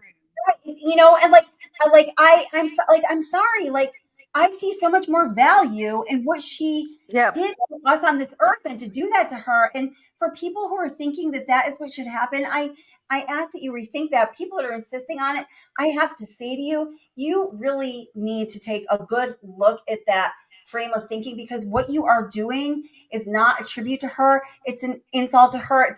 It's a repression of her. It is a degradation of the life that she lived. And that's how I feel about always have, always will. So I'm happy to be talking about what we're talking about here on this Yep. channel with respect Yep. and care for all of you, her, Bella, and Celeste, and fuck Chris. Yep. And you can light up a room and still be going home to hell. Sure. That's right. Absolutely. Like going home to, and when I say like not the, let me be clear. When I say go home to hell, go home to discord and crisis and all these other things. You can light up a room and still leave and go home to a place where you're not safe, That's where right. your kids aren't safe, and that is your own sort of hell. So I have met many people who light up a room That's right. and nobody had any clue what they were dealing with, truly. Absolutely. And I have to say, we go full circle at the very end with Sarah's comment here. She says, "Did you guys see on Reddit that photo of the ankle Shanann sent was stolen photo? I think the Reddit post got deleted, but she found that photo and sent it online." So you have to go back and watch the live stream. It was actually a friend of mine who found that. And it was so amazing that because, I was saying earlier that so many people have, Google search like all the images in the discovery. She just happened to do this. It was like a little over a week ago. And she sent me a text. She's like, "Holy shit, look at this." She's like, "This is the photo that came up. This is a photo. It's from the Utah University, certain division website about a doctor talking about sprained ankles, talking about how to heal them and prevent them." And you can go watch the beginning of the video. So, yep, that's exactly where we started it. And at this point, so welcome, Sarah. Glad you're here. And we're going to be talking about this along the lines of this topic tomorrow night at around 8 o'clock Eastern. So that's Sunday. And then after that, we're going to go to Honeymun's TikTok channel. And this was such an awesome live panel. You were absolutely amazing, chat. Same to you guys. Thank you so much for being here. And I just appreciate all of you. And remember, life is hard. So be kind to one another. And, just consider, like we all have lessons to learn. And, some people, I don't know, man. Just be good to yourself tonight. That's all I need from you because you deserve it, damn it. And I hope that you're all here again tomorrow night. I look forward to continuing this conversation. Chris and Honeybun, thank you guys so much. You guys are amazing. Thank And you No problem. all. R2. Bye, everybody. Bye. Bye guys. All right, guys. I will put up the post for tomorrow night's live stream, so that should be up soon. And seriously, I really just enjoyed talking to the panel and reading your comments in chat here. And thank you for being respectful and moderating. No, you're good, Sarah. You're good, Sarah. I just wanted, it was kind of ironic that at the very end you said that, and it really did bring us full circle. So it was perfect timing. You were great. Hey man, I'm late all the time. You don't even know when my live start. I might say it's going to be 6 a.m. and it's really 10 p.m. So you are absolutely perfect. You're all perfect. Yeah. Aw, thanks, Chris. Like when I knew I was okay, like, oh, I need to go back and read. Sorry, there's a comment here. I want to see what your comment previous was to get context. Oh, okay. This is the good. I'm glad I read this because I feel the same. Now, when I watch the documentary on Netflix, it feels weird because it's not the complete story, and I know so much now. Da-da-da-da. You know what I mean, though? Oh yeah, totally. Like if you're on, even if like you're like if this is your first time stepping foot on Watts Island, you're still getting like the like the welcome tour. You've definitely gone past Netflix. And I think the Netflix, I mean, it shows a certain perspective, but um it is very surface, it's very limited, it is one-sided. And it's a just like all of the people that don't want us to talk about Shanann's life and dare not say anything that she was a human and ever made a mistake because we just want her to be a fucking caricature of herself and not even look like the person she was. Netflix in a way does that, not as much as like the people that we refer to as shiners do. I hate labeling people like that, but man, shiners, I've had shiners threaten me physically, threaten my life, threaten my job, go real world on me. So